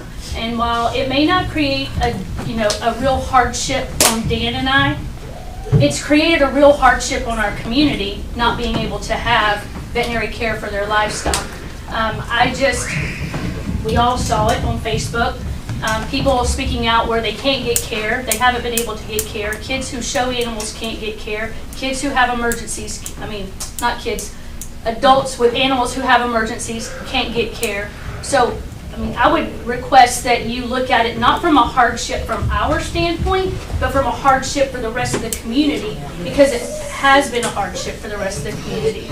As my husband stated, I did go to school specifically to do large animal medicine. We have a goat farm. When we need care, we have to go to Auburn, which I think a lot of you who are in the room who have animals, that's what you have to do, trailer your animals. Well, if you have an emergency, an hour and a half drive to Auburn stresses out your animal, and they hour and a half longer to get care. It's critical. It's critical. USDA recognizes it. USDA says that veterinary medicine is an agricultural associated activity.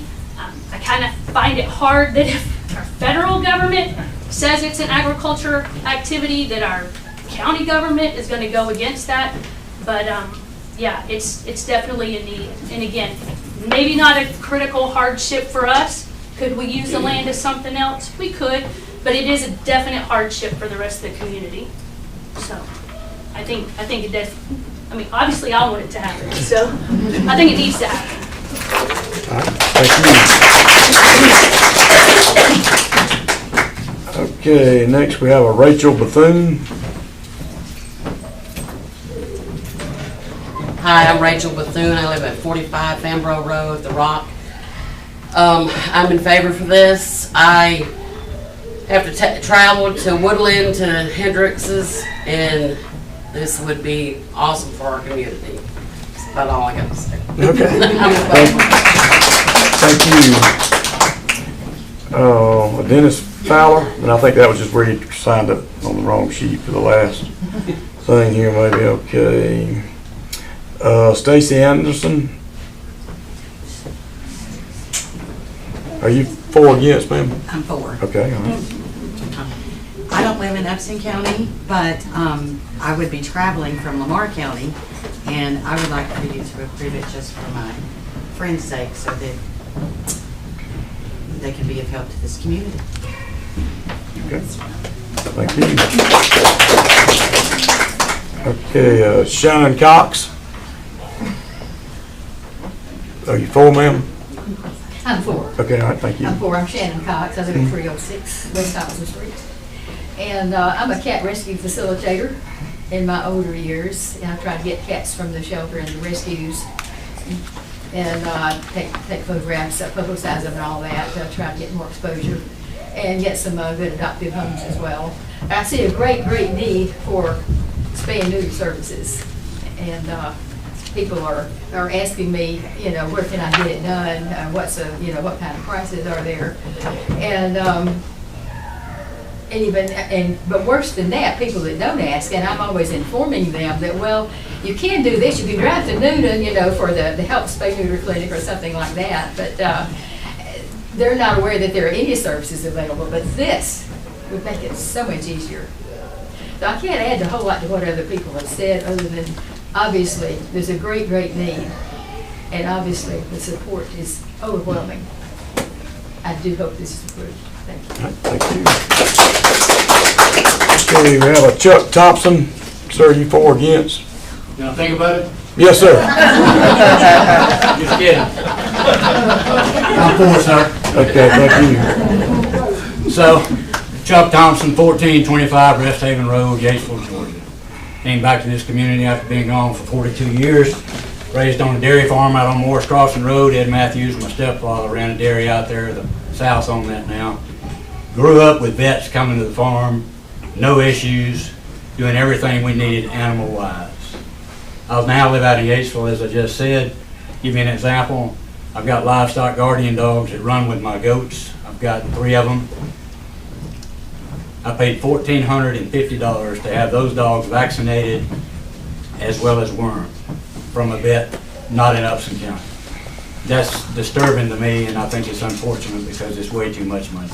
Not that I can't afford it, it's the fact that it's just, in my mind, it's rushing things that should not be happening. I have complete faith in this retired colonel. I spent a little time in the military. His wife has demonstrated to me that she is absolutely capable of doing this and making it an asset to this community. Thank you very much for your consideration. Okay, next is Neil Andrews. Are you for or against? I'm for. Okay. Chairman, Board, what we've heard here today is an overwhelming majority of people that want this. I understand that there are some variances that are needed. I'd like to point out a couple of things that we've already acknowledged in this county that we need some revisions to zoning and planning. I'd like to point out that Dr. Crawford, who spoke earlier, he's located on Hannah's Mill Road. That's not a major highway, all right? So somebody spoke of Dr. Hendricks over in Woodland. He's not on a major highway. A recent vet has opened in Woodbury in the last 3 years. Matter of fact, she worked for Dr. Hendricks for a number of years. Due to the lack of veterinary services here in Upson County, I go to Woodbury. I'm taking my money and revenue that ought to be in this county to another county. There's definitely a need. I'm 64 years old, born and raised in Upson County. Always had a pet from the time that I was this tall. I have pets now, but they're family. They turn to family. So we have medical services here with Upson Regional Medical Center, and I'll point out that the main entrance of that hospital is on Cherokee Road. It's not on the highway. So I believe it would be a travesty, just tremendous tapestry, if we did not approve this variance. It's needed. I think everybody spoke here tonight in favor of it. And there's always reasons, and we've acknowledged in this county that some of our ordinances need to be changed, and this variance needs to be granted. Thank you very much. Thank you for your time. Okay, next we have a Jane Cotnell. Ma'am, you speaking for or against? I'm for. Okay, all right, thank you. My name's Janie Cottrell. I live at 164 Shadowwood Lane, Thomaston. I've been out of Thomaston for about 40 years, but now I'm back. And one thing I can say, there'll never be another Mike Passley. He was a great vet. He treated the people the way they ought to be treated. He treated our animals the way they ought to be treated. And my understanding is this young lady that wants to do what she wants to do is going to be as close to Mike as we can get. And I'm for it. I support it. Thank you. Okay, next we have Laura Tucker.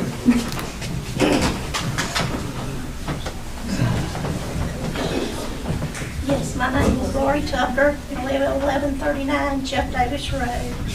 And I worked for Mike Passley until he retired here. He wasn't able to do anymore. But I say we really need this. He stayed so busy when he was working that, you know, the business was just so busy, and we would all the time have to send people out of town because he couldn't handle big animals. And that's revenue going out of our county when, you know, we could have it here in Upson County, and I greatly support him.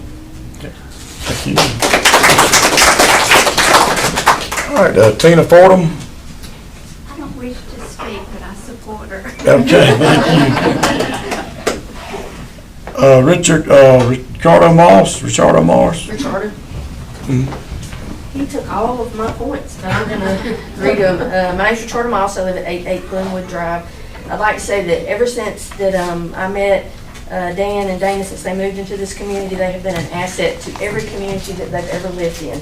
They're some of the most hardworking, honest, giving people that you'd ever meet on this planet. That being said, I don't drive a truck that has a trailer on it with a bunch of animals. However, we do take our small animal care to Thompson. Again, another revenue that goes out of this county, because Hannah's is expensive. It stays booked up a lot, and them having to purchase additional lands, it's going to roll over to the cost. It's going to affect me and anybody else here that uses them. That's just simple math. No way to look at it but math. But the thing I was going to say about the main roadway, which he said that there's a lot of businesses that don't access a main highway that get permission to be businesses here. And I know a lot of country people because I grew up in Crawford County and we used Mike Pasley since the time I was born. And we drove from Crawford to him.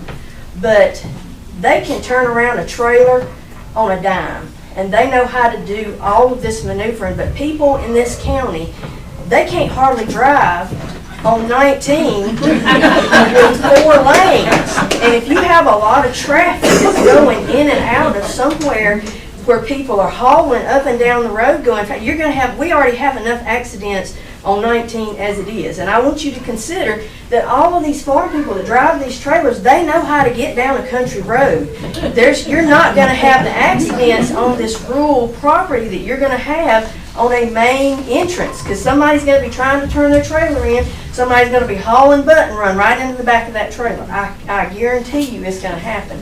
But getting access to having people to go to this smaller, more rural area, they can get in and out of Dana and Dan's property, and you're not going to have the traffic issues that you're going to have when you require a major highway. That's one of the reasons that the hospital changed its entrance to be able to be that Cherokee Avenue, is because people could turn off. It gave the ambulances more time to turn in. You're not backing up and causing clogged traffic right there on the main road. And I think that's something that's very important in this issue. From a hospital worker, we don't need more traffic accidents than we already have. Moving a facility in a more rural area will benefit the citizens that use them and the citizens that don't use them. That's all I got. Thank you. All right, Samantha Cato, are you for or against? For, okay. Samantha Cato, I live at 88 Glenwood Drive. As a small animal owner and a large animal owner, I feel like we are in desperate need of this in our community, because there's no way I don't own a trailer anymore, and I can't haul my horse to Thompson or anywhere like that. If they need care, I have to call a vet from outside of the county.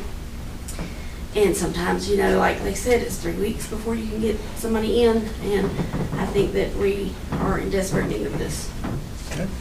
Thank you. Michael Moore. 5430 Crest Highway.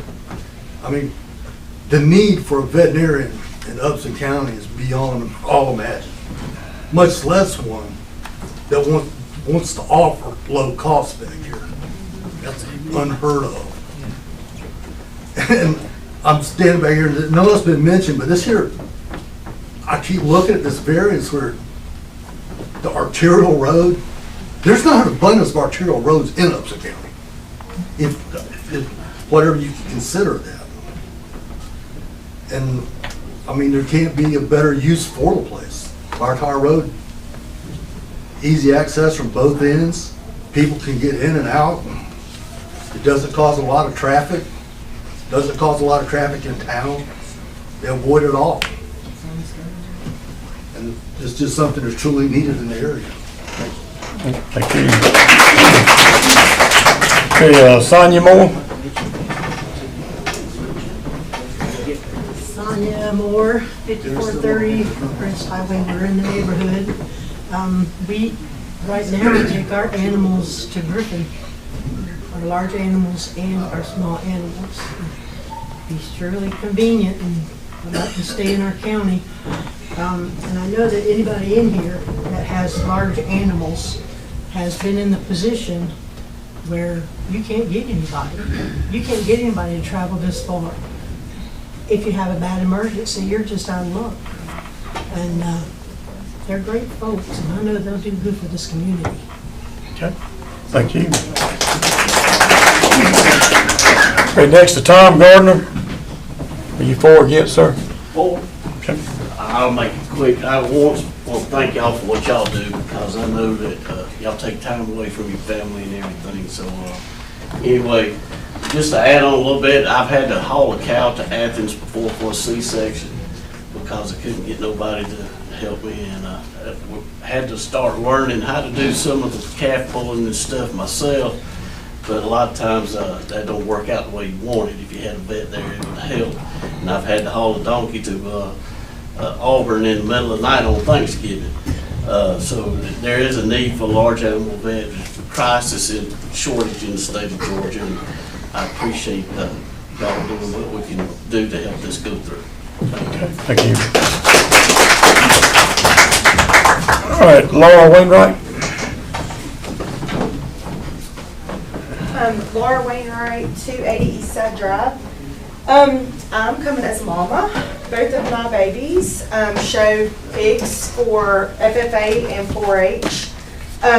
Anytime we've needed to have blood work done for them in order for them to show, we've had to go to town to Montezuma to get that done, or we've had to wait several weeks to get an appointment.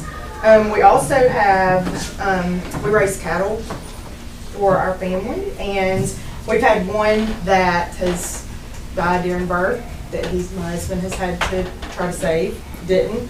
And those are, I mean, to my children, those are their pets.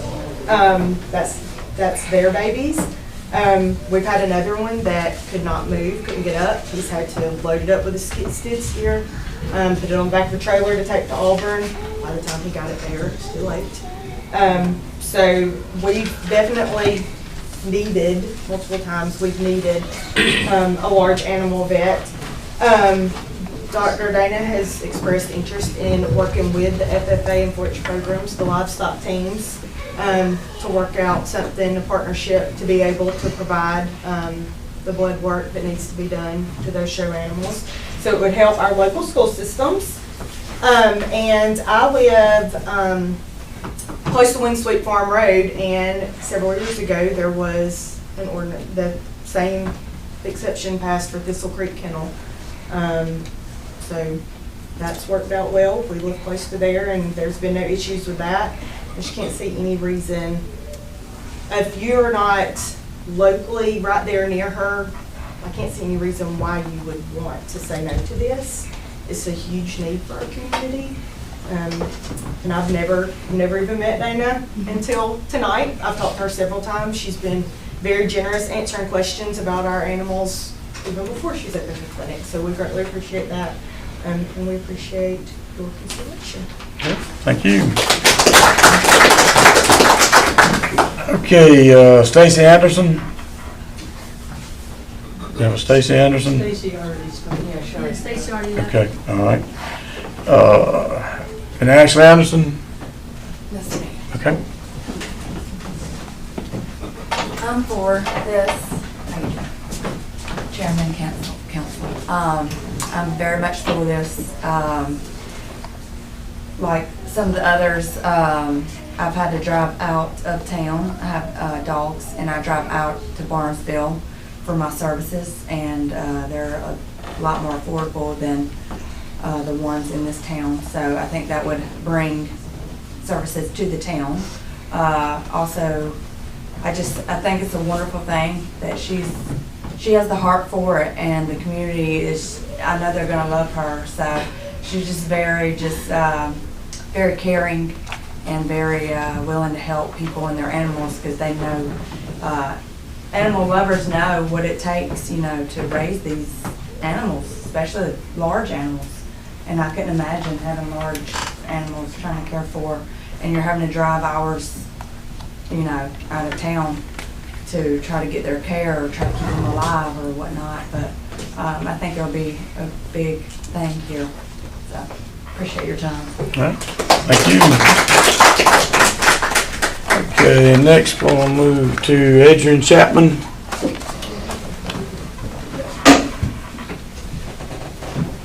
Are we up to the against? Yes, sir. How you doing? Changing over here. I'm Adrian Chapman. I live at 430 Fire Tower Road. Lived there for 21 years. I must have missed Mr. Brew's visit to my house because he never came by there to ask about my thoughts on the impact of it. To me, it's a land use issue. There certainly is a need for the veterinary practice they describe. I just don't think Fire Tower Road is the right place for it. It's what probably classified as a tertiary road, so not one step away from arterial road, 2 steps away from arterial road. It's 35 miles an hour. It's winding, and what is not mentioned and doesn't show up well on these photographs is where the driveway will be is at the crest of it, slightly over the crest of a hill.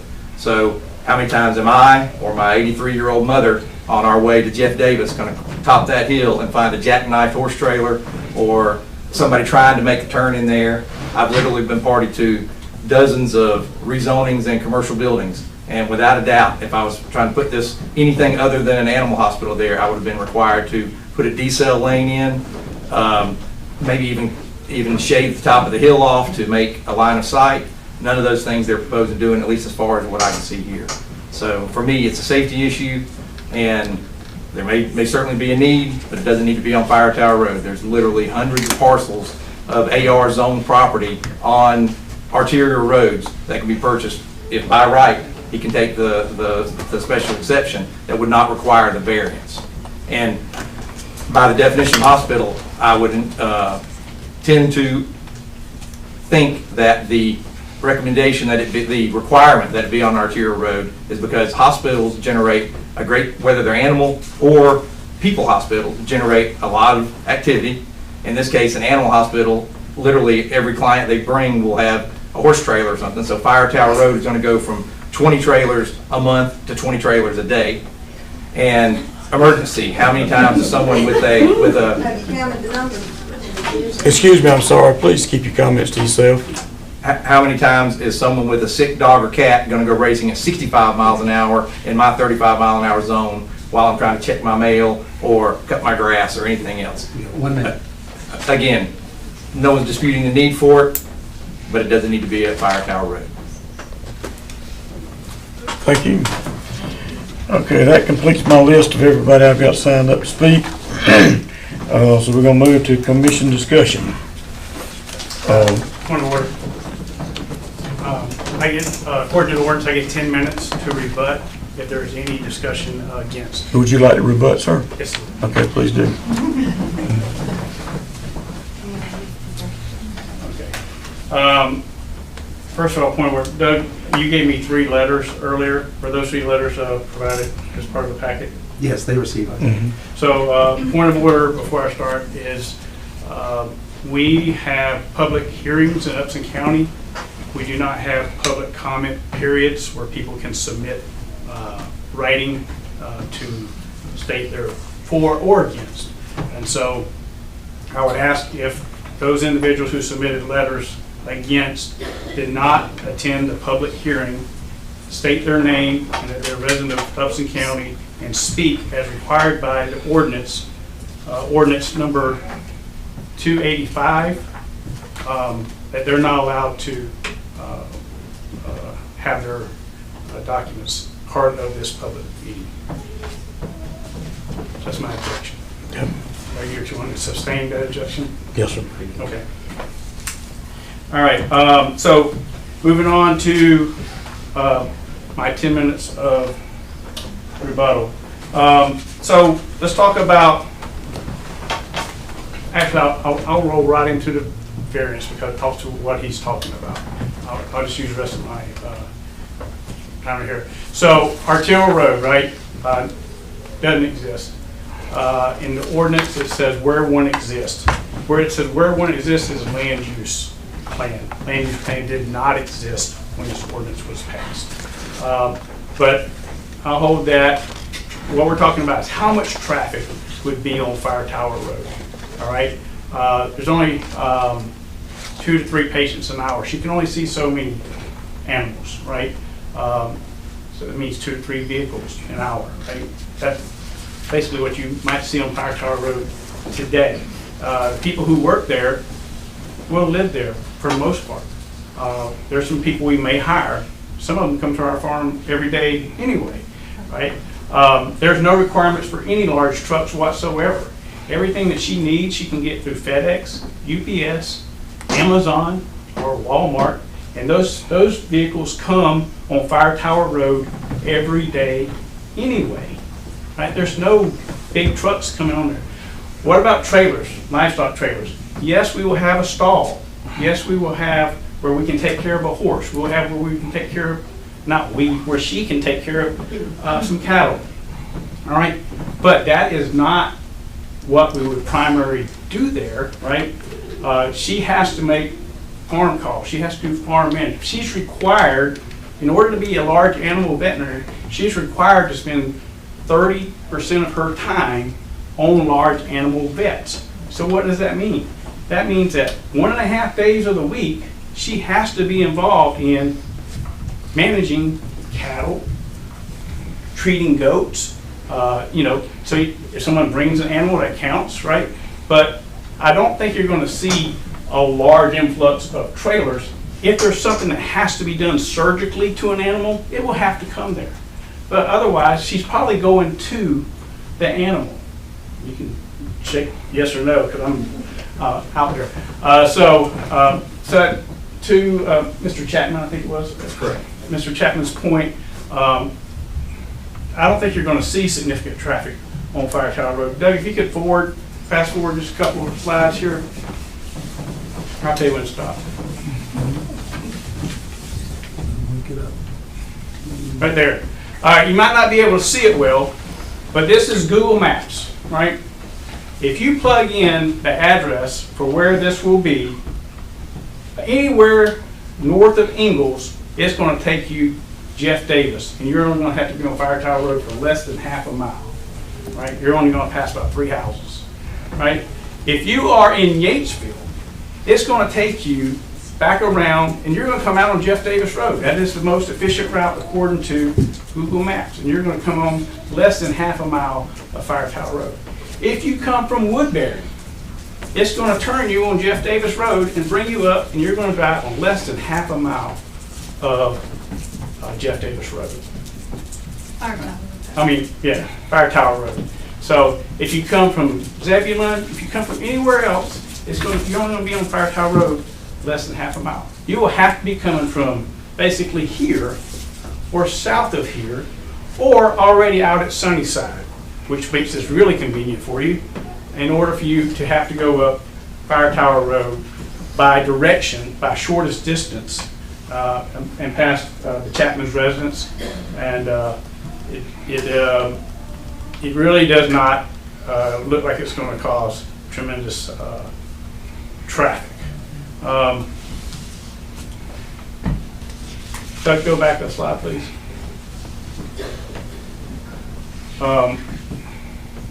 The variance that we're asking for is an error in law, right?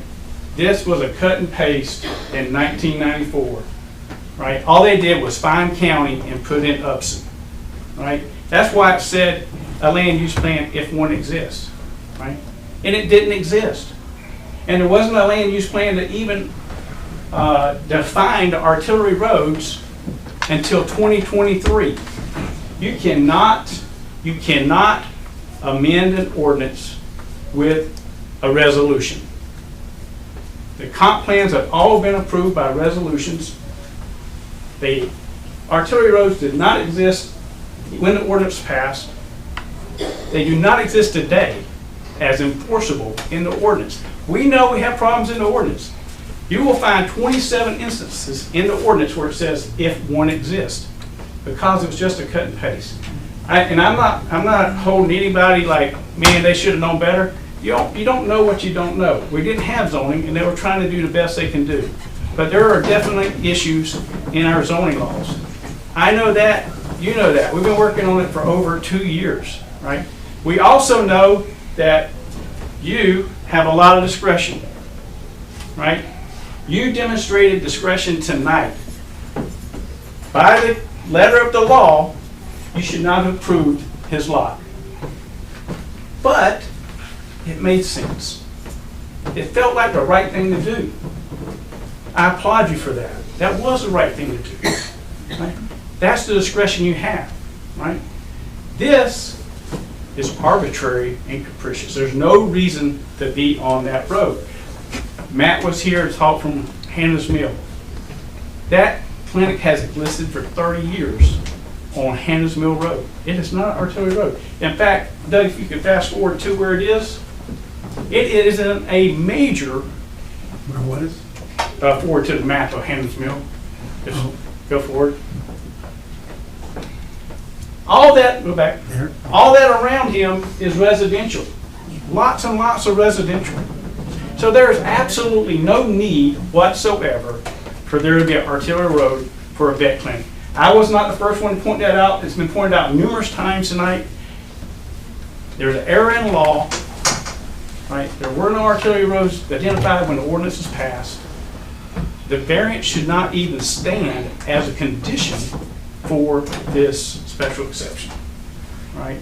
So I would ask that you utilize your discretion, which you demonstrated tonight you have, to recommend approval of the special exception with a variance if I can execute a permit within 6 months.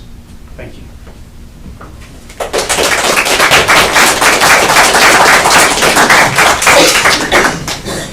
And I'll submit that for the record. Okay, thank you. Okay, move on to the commission discussion. Anybody have any questions they'd like to bring forward? In a situation like this, we're kind of put in a compromising place. When we look out at the crowd that we've got here, and everybody's in support of what appears to be, and then on the other hand, we've got to look at the situation. We do have zoning for a reason in Upson County to sort of consider where we want growth and where growth should go and where commercial, industry, retail, all this type of stuff exists. And in our AR zone, it's kind of a gray area here, what we're looking at. So in any way we decide to judge this thing tonight, we can't win. We're going to, obviously we definitely need, from y'all's expression, a large animal vet in Thomaston and Upson County in the area. But our position here is to be judging on what is the best use of this land, not whether we need one or we don't need one, because there are places that it can go. This is not the only place in Upson County this can exist. So based on that, I personally cannot support this venture where it is to be located, where he's requesting it to be located at right now, based on Mr. Courier's suggestions. That's my stance. Now, anybody else have anything they'd like to add? Or? One of the things that I keep hearing is large animals, large animals, large animals. But then a majority of the people, I hear them talking about small animal care. Will you be doing both? Will you be going? Will they be bringing them to you? Is this going to be a mobile system as well? Yes, so I'm not doing it. There will be small animal and large animal. If you do not have small animal, you can in no way, shape, or form afford to be a large animal vet. You will not make it. Okay. Right? You have a cow that needs to be put down, you're not going to spend thousands of dollars to try to save this cow.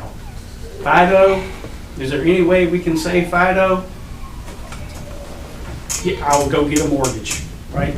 That's the emotional difference between pets and a business of running cattle, right? So the money just isn't there in the large food animal veterinary medicine. That is why there is such a critical need in our country and in our state. We're the #1 state in the South for critical need of food animal, large animal veterinaries. And that is exactly why. Someone graduates from veterinary school, $300,000 plus in student loan debt, right? Are they going to go be a large animal vet? Chances are no, right? Because they can, especially in this community, the answer is going to be no. Because you can go to Henry, you can go to Spalding, you can go to Fayette. You can get a sign-on bonus, and you can get a 6-figure paycheck to do very expensive spades and neuters and work on people's animals. That is not what my wife wants to do. She has devoted 4 years of her life to large animal veterinarian because that's what we needed here, right? We have to pay the student loan back, right? Think about that. That's a mortgage already, and because of this arbitrary instance in the cut and paste ordinance, because of an arbitrary instance in the cut and paste ordinance, what you're asking me to do is go buy some more land, right? Cost some more money and build something somewhere else, or go buy a different building, like I said earlier, that costs hundreds of thousands of dollars, and then spend hundreds of thousands of dollars retrofitting it, right? And every building that we've been shown by a real estate agent in Thomaston is not where you want to pull a trailer if you had to pull a trailer, right? You don't want to pull a trailer on 19. You don't want to pull, there's all kind of commercial properties that the IDA and the DDA are like, well, this is available, this way. They don't work, right? So we got to go out. We need to be out, right? And she's got to do small animal veterinary work. She does have to do 30% large animal to qualify as a large animal vet. And so in those instances, she has to do herd management. She has to go do farm calls. So will this clinic be open every day, all day? No, she can't do it. She's one veterinarian, right? So, but we won't figure out the business part of it until we get there. We won't know what days of the week work best for being available to the community for small animals, and what days of the week work best to be available for livestock to go out and do farm calls. She'll have to figure that out. But to answer your question, it has to be both, and yes, she has to be mobile. And no, there will not be a lot of livestock trailers running up and down Fire Tower Road. That's going to be I need a C-section. I need something done surgically that needs to be in the sterile. She can do it in the field. You do surgeries in the field. She can do it in the field. She's done C-sections in the mud. You don't want to do that if you don't have to, right? So that's the whole point. We need a place that we can afford, right? We're the only ones that's going to pay for it, right? And if we can't pay for it, we can't provide the service. I hope that answered your question. It probably was a little more than you asked for. Thank you, Dan. Well, what I've heard here tonight is you're appealing to the board to make an exception because it works for you personally financially. It works for the community. Those are considerations we can't utilize in our decision. I apologize, but your financial business plan is your business plan. So you have to figure that part out. What we have to do is look at it on the merits of the request. Okay, I would, if I can, I would just say to that, again, you demonstrated tonight, you personally demonstrated tonight, you have wide discretion, right? You can say, hey, what is best for this individual? What is best for our community, right? And I'm telling you right now that for her to do this in this community, unless I can find some land at a really good price, and believe me, I'm looking. I've been looking. I have real estate agents calling me. I have elected officials calling me. Have you looked at this? Have you looked at that? And you know what happens is, oh, that looks like a great spot. Oh, that's residential. So I would have to come and try to get something rezoned, which is far worse than trying to get a special exception, right?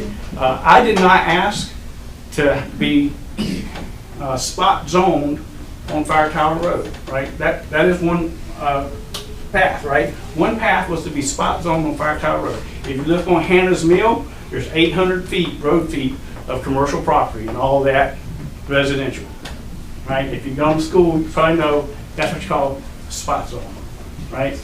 I did not ask for a spot zone. I asked to be an exception, all right?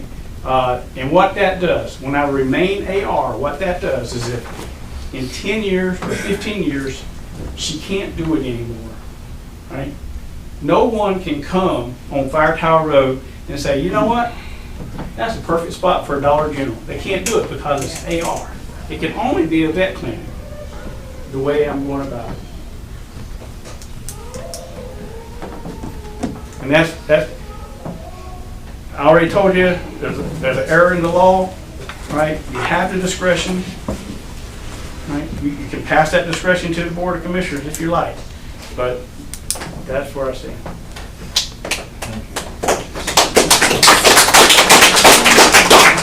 Okay, anything else from the board? All right, do we have any motions? Mr. Chairman, just to clarify your process, and Mr. Brew brought this up earlier, let's make sure that you've had the public hearing, and this is on the special exception only. So you're only going to vote on the special exception. I'm sure we've heard all the talk, but then reopen a public hearing for the variance. If anybody wants to speak again, and this will keep it perfectly clean. Again, the issues are so directly related to each other, you would think, but to keep it as clean as possible, let's keep the two separate processes. We're gonna close the, I think, did you not already close it? No. Oh, you did not. Okay.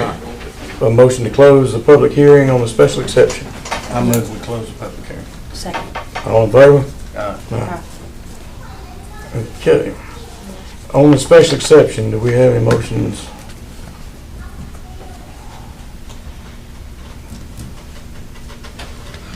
I move we deny it.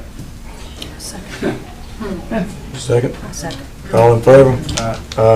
Shame on you. Shame on everyone. I'm sorry. Shame on you. And now you have a variance. Bring in all the people for a subdivision. I'm sorry, sir. I'm sorry, sir. We can't take comments, so. If we'd like to move on next to the application for variance. Anybody would like to leave, feel welcome to, please. We need more people in this county. Y'all remember this when it comes election time? You better believe it, darn straight.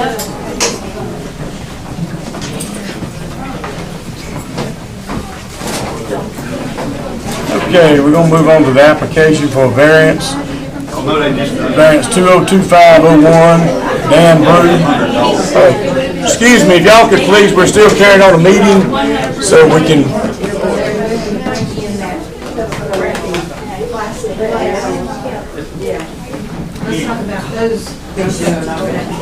Dan Brew of 5 Tyler Road, parcel 013065. From requirement that a hospital be on an arterial road. We have a motion to open the public hearing. Move we open the hearing. All in favor? It's the same staff report that I gave before. Again, these two issues are so related, so I won't repeat my staff report unless you want me to. Yeah, so let's do the staff report, please. All right, well, I'll go just to the, give me a minute here to replug and get me started again here.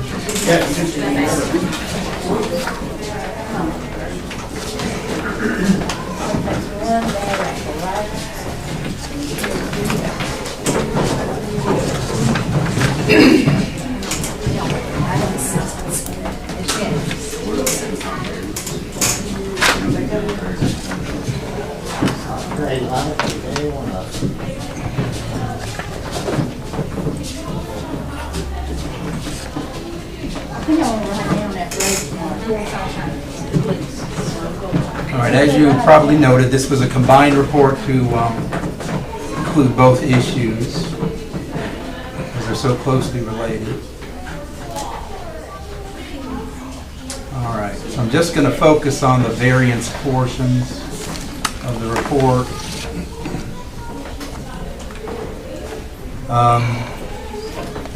We discussed that, again, the special exception has 3 requirements that the hospital must meet to qualify. The third one is that the variance case is related to, that it's lot must front on an arterial road.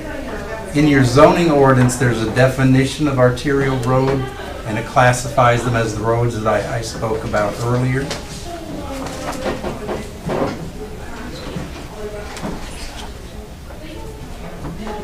Now we got the computer going on.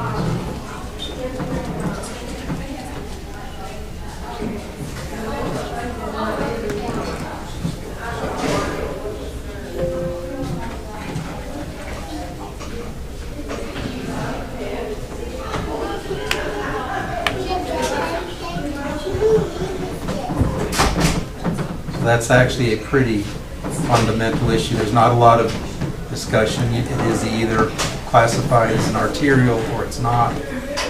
But again, you have the power to grant a variance.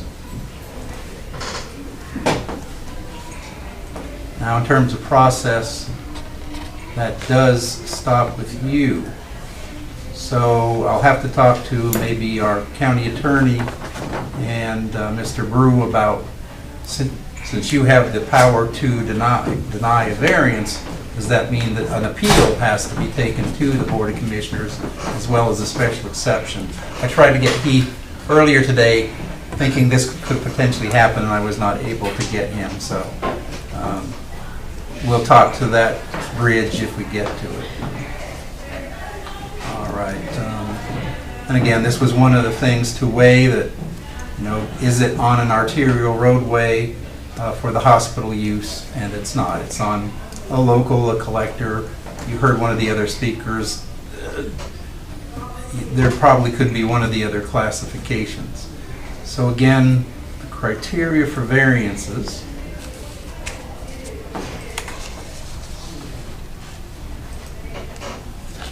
The variance standards require that variances only be granted in the case of an extreme hardship where a reasonable use of the land is not possible.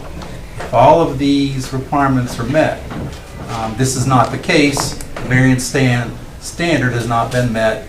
Again, there's many other uses of this particular property, single-family residential, agriculture, etc. So, at least by the letter of the law, I don't think the hardship has been met, and they certainly have other alternative uses, and that's why the staff recommend denial based on that criteria, Mr. Chairman. It's a pretty short issue and hard to get your mind around. That concludes the staff report. Okay. What was your recommendation? Deny. Okay.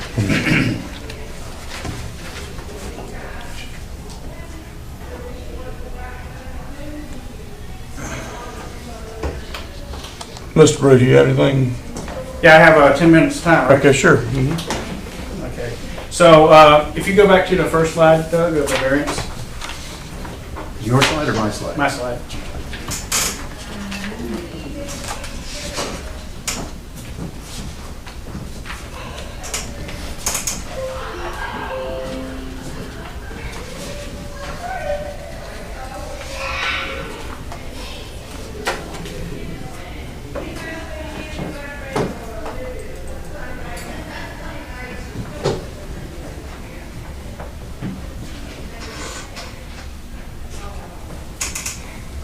First one? Yeah, that's it.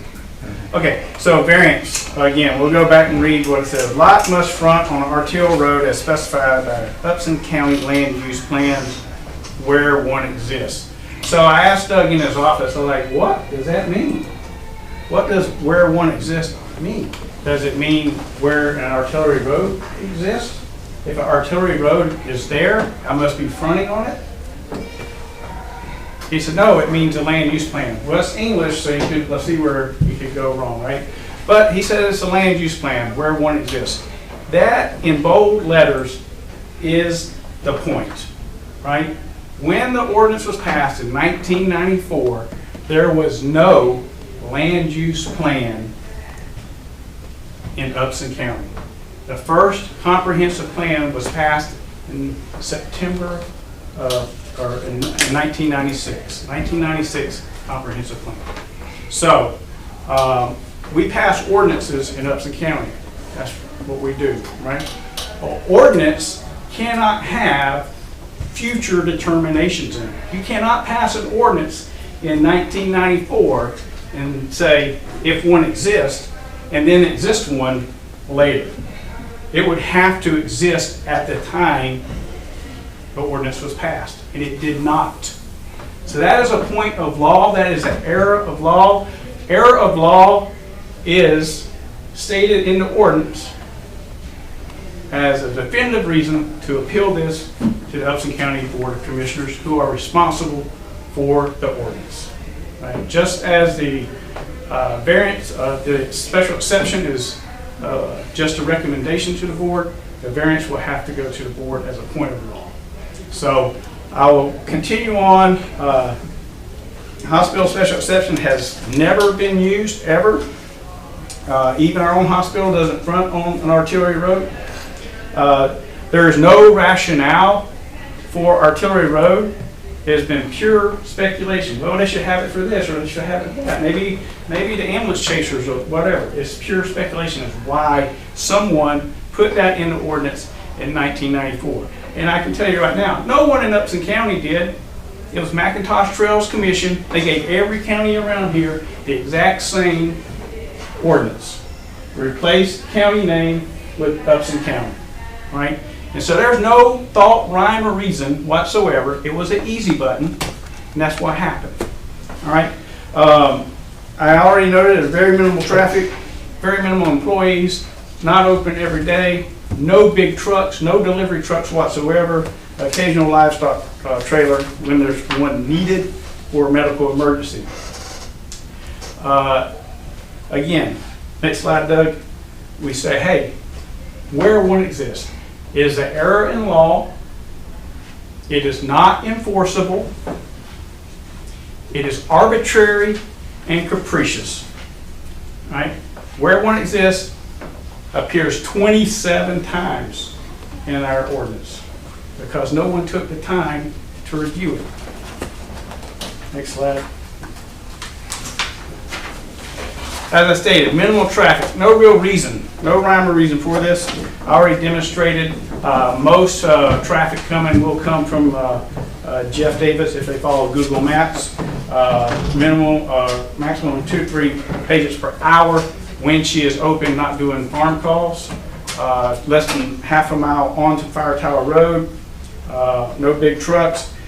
Jeff Davis will be the most improved stretch of highway in Upson County this year. It has a brand new bridge and it's about to be fully repaid from one end to the other. Probably the most used road in Upson County other than US 19. Next slide. They implemented the zoning ordinance in February '95. Cut and paste from McIntosh Trails. Standard for frontage was specified as Upson County Land Use Plan where one exists. I already told you they just cut and paste. First comprehensive plan was in 1996. No comprehensive plan ever defined artillery roads until 2023, and they also named State Road 36 and 74 as the artillery roads in artillery. Help me out, Phil. Arterial roads in Upson County. Okay. 2023. The ordinance has not been amended to incorporate that comprehensive plan. That comprehensive plan has no standing in law. It is a planning document. Again, even if we agree that there are arterial roads, you can't use the law to say you have to do it because it was an error in law. There was no reference for there to be. So no one could even know what that meant at the time of passage. Now I'll read this. While the ordinance has certainly been amended since 1994, there was no adopted version of the comprehensive plan that explicitly listed Georgia 36 and Georgia 74 as arterial roads until the Board of Commissioners adopted by resolution the current comprehensive plan at a cost of over $200,000 of taxpayer money in June 25th of 2023. There have been no public hearings, no public notice, and no votes to amend the zoning ordinance since the adoption of the resolution that includes these designations. This legally renders a standard of frontage on an arterial road mute and unenforceable under the law. Next slide, Doug. Next slide, Doug. He's asleep. No, it went to the next slide. We went back. I've flipped it 3 times. It went too fast. Go back. Okay, arbitrary and capricious. So precedence. Precedence is used in law. No veterinary clinic has been on State Road 36 or 74 since zoning began in 1995. A veterinary clinic has operated on Hannah's Mill Road since zoning began in 1995. This logically implies no real necessity for a veterinary clinic to be on an arterial road. If logically another veterinary clinic on a non-arterial road would not cause any detriment to the public good or impair the purposes of this ordinance, it should not be considered. Application of this standard would be arbitrary and capricious. That means you're doing it out of your judgment. You're doing it out of your thoughts, right? You're not doing it out of logical reasoning. The Equal Protection Clause of the Georgia Constitution mandates governments provide impartial and complete protection of persons and property. In other words, you must treat similar situations alike. If a veterinary clinic can operate on a non-arterial road here, it can operate on a non-arterial road there. It's simple. I'm not a lawyer, but I have stayed at a Holiday Inn Express. There is no legal justification for the standard. There is no logical reasoning for the standard. There is precedence to show a lack of any reasonable explanation for the standard. I'm asking for a special exception recommendation and a conditional variance approval pending special exception approval with 6-month limitation for approval of special exception, from the approval of special exception to acquire a permit to build. Thank you, Chairman. Thank you. Okay, we'll move to public comments here, I assume. Does anybody want to speak? The list, okay, the list had compiled with both the special exception and the variance together, so we'll work forward, and I'll call your name. If you still want to speak, you're more than welcome to. Lisa Pierce? Not here. Okay. Cindy Silva? Okay. I think your previous decision is wrong, and I just want to ask Mr. Chatworth, whatever your name is? Chapman. Chapman, sorry. You cited the speed limit on Speak, Fire Tower? please speak with us. Sorry. He cited the speed limit on Fire Tower. I'm just curious how often he only goes 35 miles an hour down Fire Tower.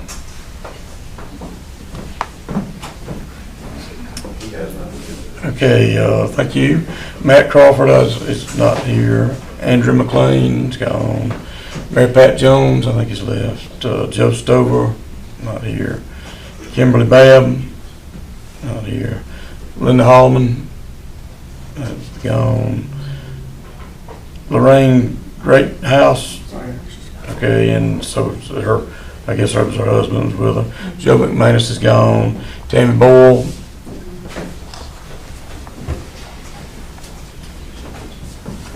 Again, Tammy Boyle, 245 Charlie Jones Road, right around the corner from where this location is supposed to be. I too would like to say that I'm disappointed in your previous decision on the one before this. But I'd also like to say that, you know, like I said before, Fire Tower Road, on the one end of it, they were slated to put asbestos in tires there, and the county was all in support of that. And we had to fight really bad to keep a very bad thing from happening. And to me, it just, there's other businesses, there's other veterinaries that's not on a main highway, other businesses, the hospital, and it just doesn't make any sense to me why we would take something so good that would be good for the community and good for the area of the community that it's in, the agriculture, because there's farms right there at the end of Fire Tower Road. There's a big, huge cow farm. And just take that access away from them because they're not on Highway 74 or Highway 19.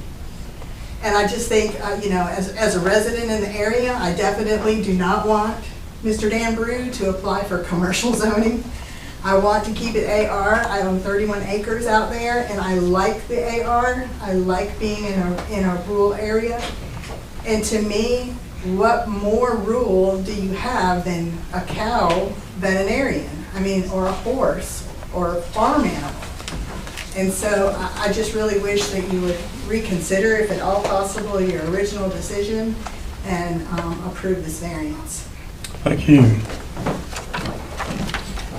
Okay, Chris Boyle.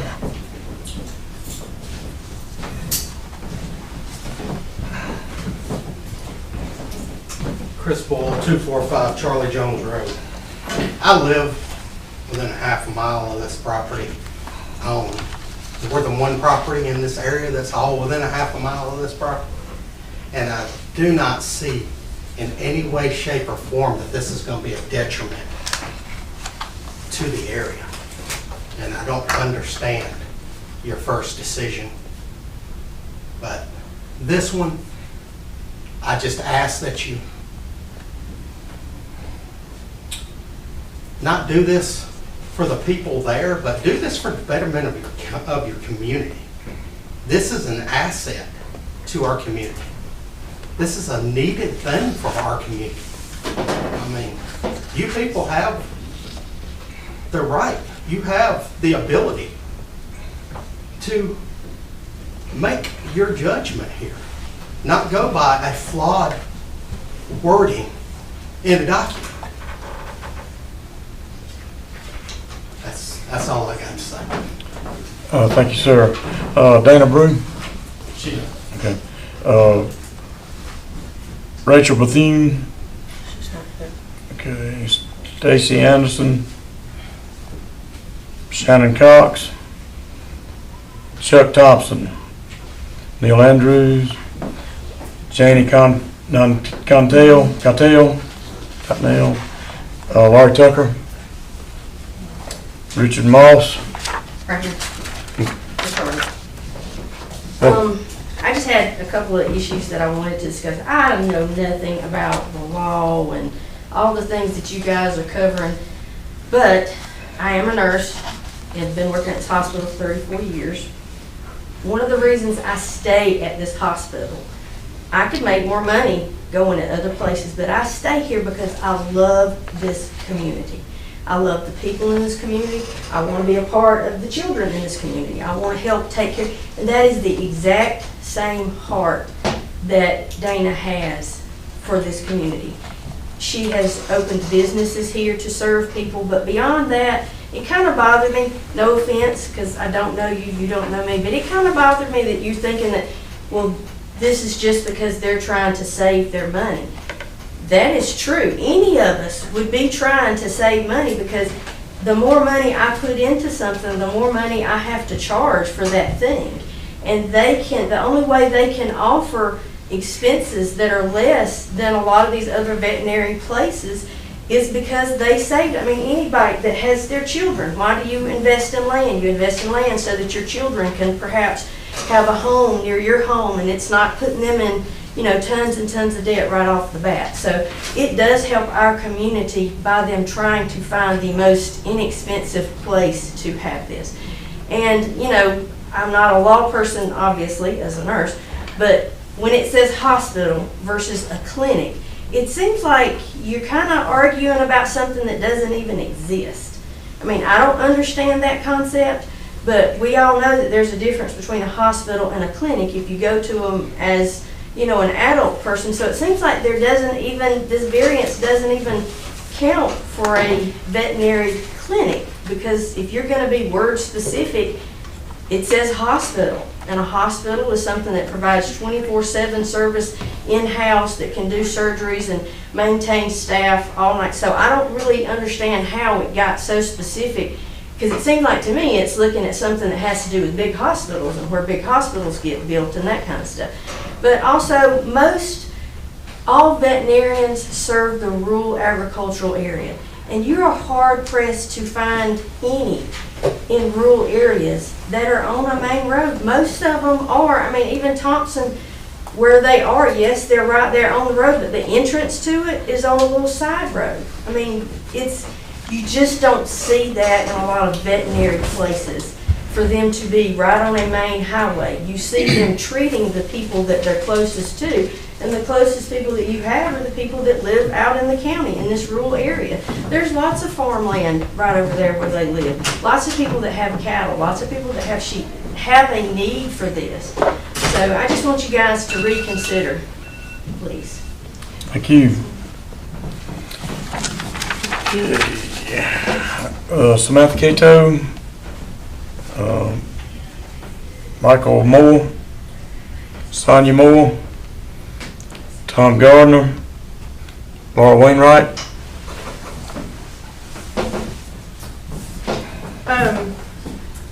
know how these meetings work, so I don't know if I can get an answer from y'all, but I'm just curious to know, y'all made the exception for Thistle Creek Kennel a couple years ago. And they've got, stay packed with dogs. And to me, this is just more, I mean, what, like she said, what could be more agriculture than this? And my thing is, like, if they can't find a place that they can afford without passing that on to their customers, I mean, we obviously don't want them to go to another county. All that revenue going to another county? I assume she's got to have an office. She has to open a place to pay back into their loans. So it's not like she's just, if we don't approve this, she's not just gonna not open it. If they can't find anywhere else that fits all the requirements, I mean, who's to say they don't go somewhere else and then we lose all that revenue? And then our community's not getting the benefit of that. So it's not, like, yes, it's a business for them, a way for them, they're gonna be making money. But it's like they said, it's a hardship on the community. I'm tired of driving an hour to go get my pigs seen about. I'm tired of losing $1,000 animals, $1,000 cows, because we can't get a vet to come to us in time. And I know, that y'all have rules that you have to follow, and there's a reason for those rules, and that's why you denied it, because, it is a special exception, but I teach kindergarten. I break the rules every day for those babies. Every single day. I've broken them for your baby. Sometimes it just makes sense to bend those rules and break those rules a little bit, and when you have the power to do that, and it's going to help our community this much, I just don't understand how you can say that. No, the one person is not the one forward. Thank you, Laura. Ashley Anderson. Present, okay. Adrian Chapman. We don't have anything else to add, unless I need to. That's your choice. Okay, thank you. All right, Mr. Brew. So I would just say,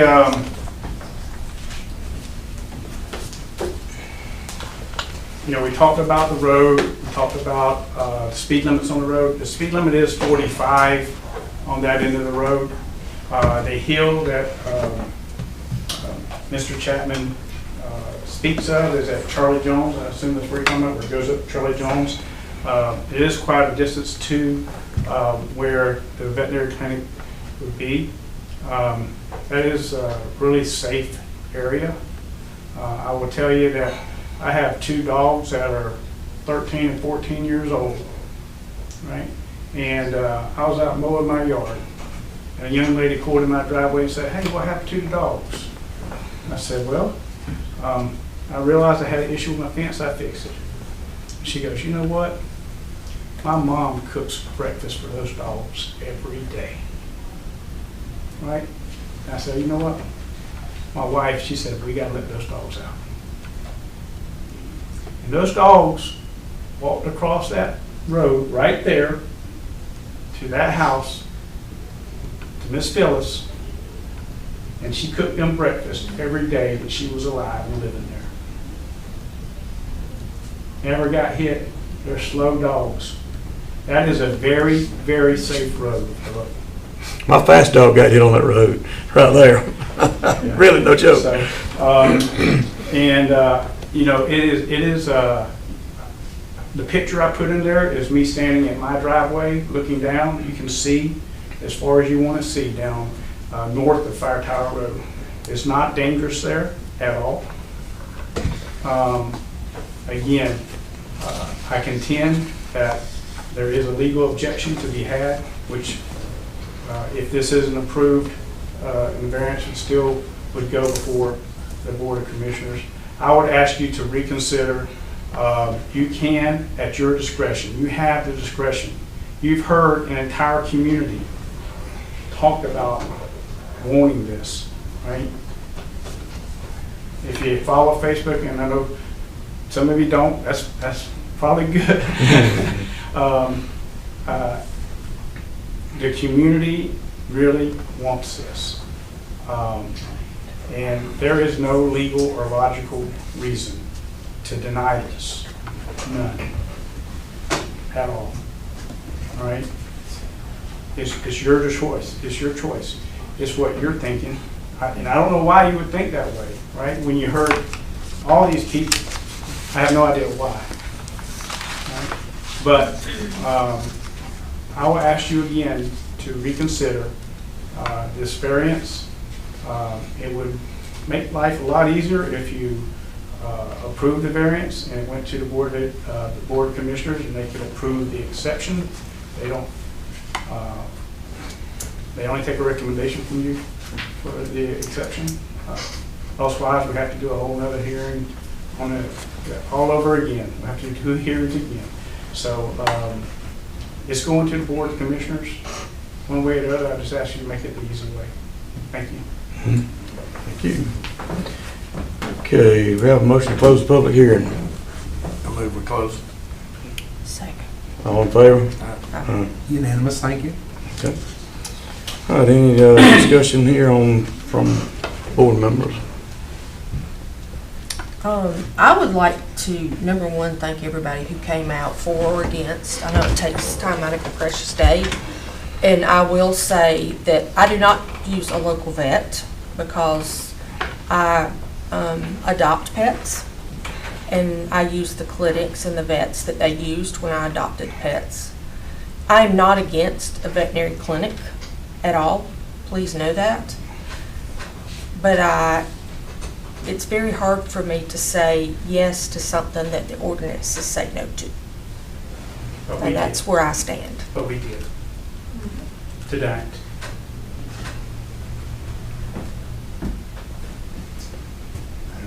I would agree. I feel that the need, there's obviously a need for this in the community, but, you know, based on what we have to look at and speculate on, I can't support it where they're suggesting it to be. Now, I fully agree that there needs to be one. It's very obvious, and like I said, the compassion of the people who spoke for it, and your family too, Mr. Brew. I appreciate the compassion y'all got for what you're trying to do. But I just feel like that's not the place.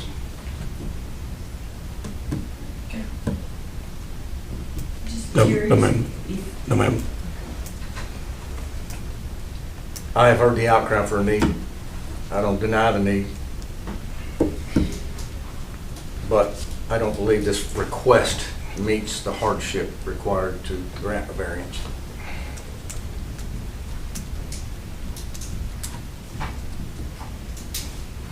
Okay, I suggest I have a motion to deny the variance. I make the motion to deny. Second. All in favor? Aye. Aye. Unanimous, thank you. Now, just for procedural, I want to clarify some things. So, by ordinance, variances stop with the planning commission. So, in order to go forward, I mean, it's easy for you to go forward with your special exception. That was just a recommendation. Right. But this by ordinance stops here. So, I tried to talk to Heath today, and I just couldn't get him because I thought this might happen. By ordinance, it goes forward if I Appeal at the point of law. Right, they would have to be an appeal, so we'll have to discuss with Heath how that would work out. And the timing of it. Okay. I think we can assume there's going to be, obviously there's a negative recommendation going on a special exception that goes to the Board of Commissioners anyway, but this is going to have to be a special part of it, technically appeal, which has not actually been applied for yet. I just want to clarify that, Mr. Chairman. Okay, anybody, you're welcome to stay. We're just to move on to our other business. If you'd like to leave, we'll give you a few minutes to.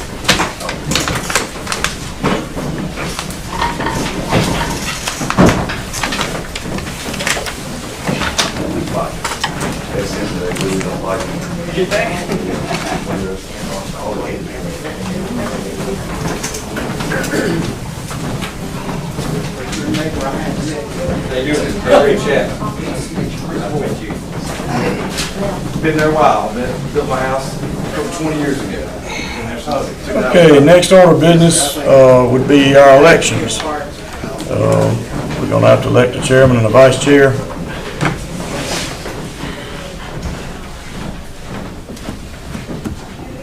I nominate Philip as chair. I agree.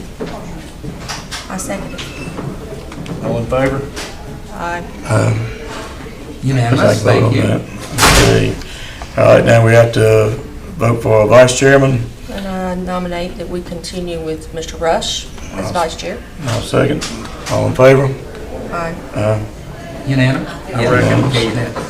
Thank you.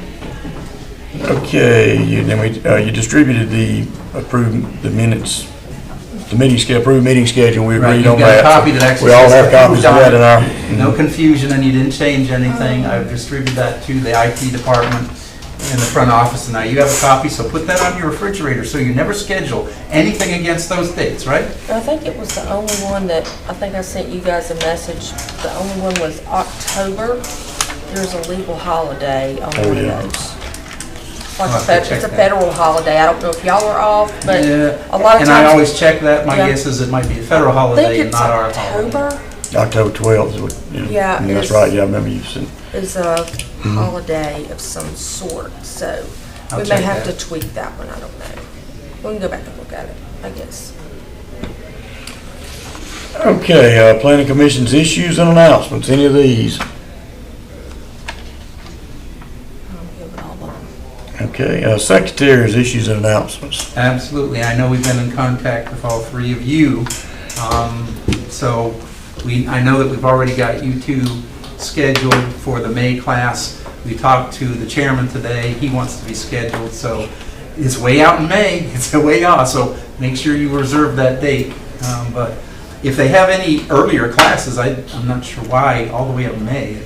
But I guess they've got other responsibilities. That must be it. But two of you are definitely signed up. We'll get the chairman signed up, and like I said, put that May date on your calendars. That's all, Mr. Chairman, for that item. And then I double-checked with IT today. Looks like we will hire the first county planner sometime next week. So I will hopefully have some help, and you'll see Ms. Pearl Asamoah here a lot more with me, and maybe some nights in my place. But we still have at least a week to go before I get that kind of help. And I didn't have this on the agenda, and I'm probably good that I didn't. You may have heard that both the city staff and the county staff had a childhood death in their family. It's a firefighter with the city, and our code officer, who's in my office, lost her son, and they've had another son in the hospital, although I was told today that he's getting better, so it looks like he'll recover. But please hold them in your thoughts and your prayers. We were told that there is a service to be held in the Civic Center, and so far I understand that all of the staff will be allowed to go. So you may not have many people in the Civic Center, or in the county building, when, I believe, I can't remember the time, but it was Wednesday. Certainly. Will you be sure and send those dates to us, Doug, of that service, please? Well, it's definitely this Wednesday Okay. at the Civic Center. I'm having trouble. I'll give you, I think it's at 2 o'clock. I'm not Okay. sure about that, but I will send you that out as, like I said, I asked today and they were pretty sure that that's when it was. So, you know, obviously we support our code officers. They help us enforce this zoning ordinance. That's not the majority of their work, but sometimes they do go on zoning cases to help us enforce that. And obviously, that's a terrible loss for a parent. Can't Something imagine. that we just I never. no way I can imagine. Unfathomable that something like that would happen, so. Thank you. Okay, we have a motion to adjourn. I'll make a motion to adjourn. Second. All in favor? Aye. The ayes have it. Let's kill the camera, sir, please. 8:13. I'll get the camera. Do you have that list of folks that justified? I do. I got to get it done.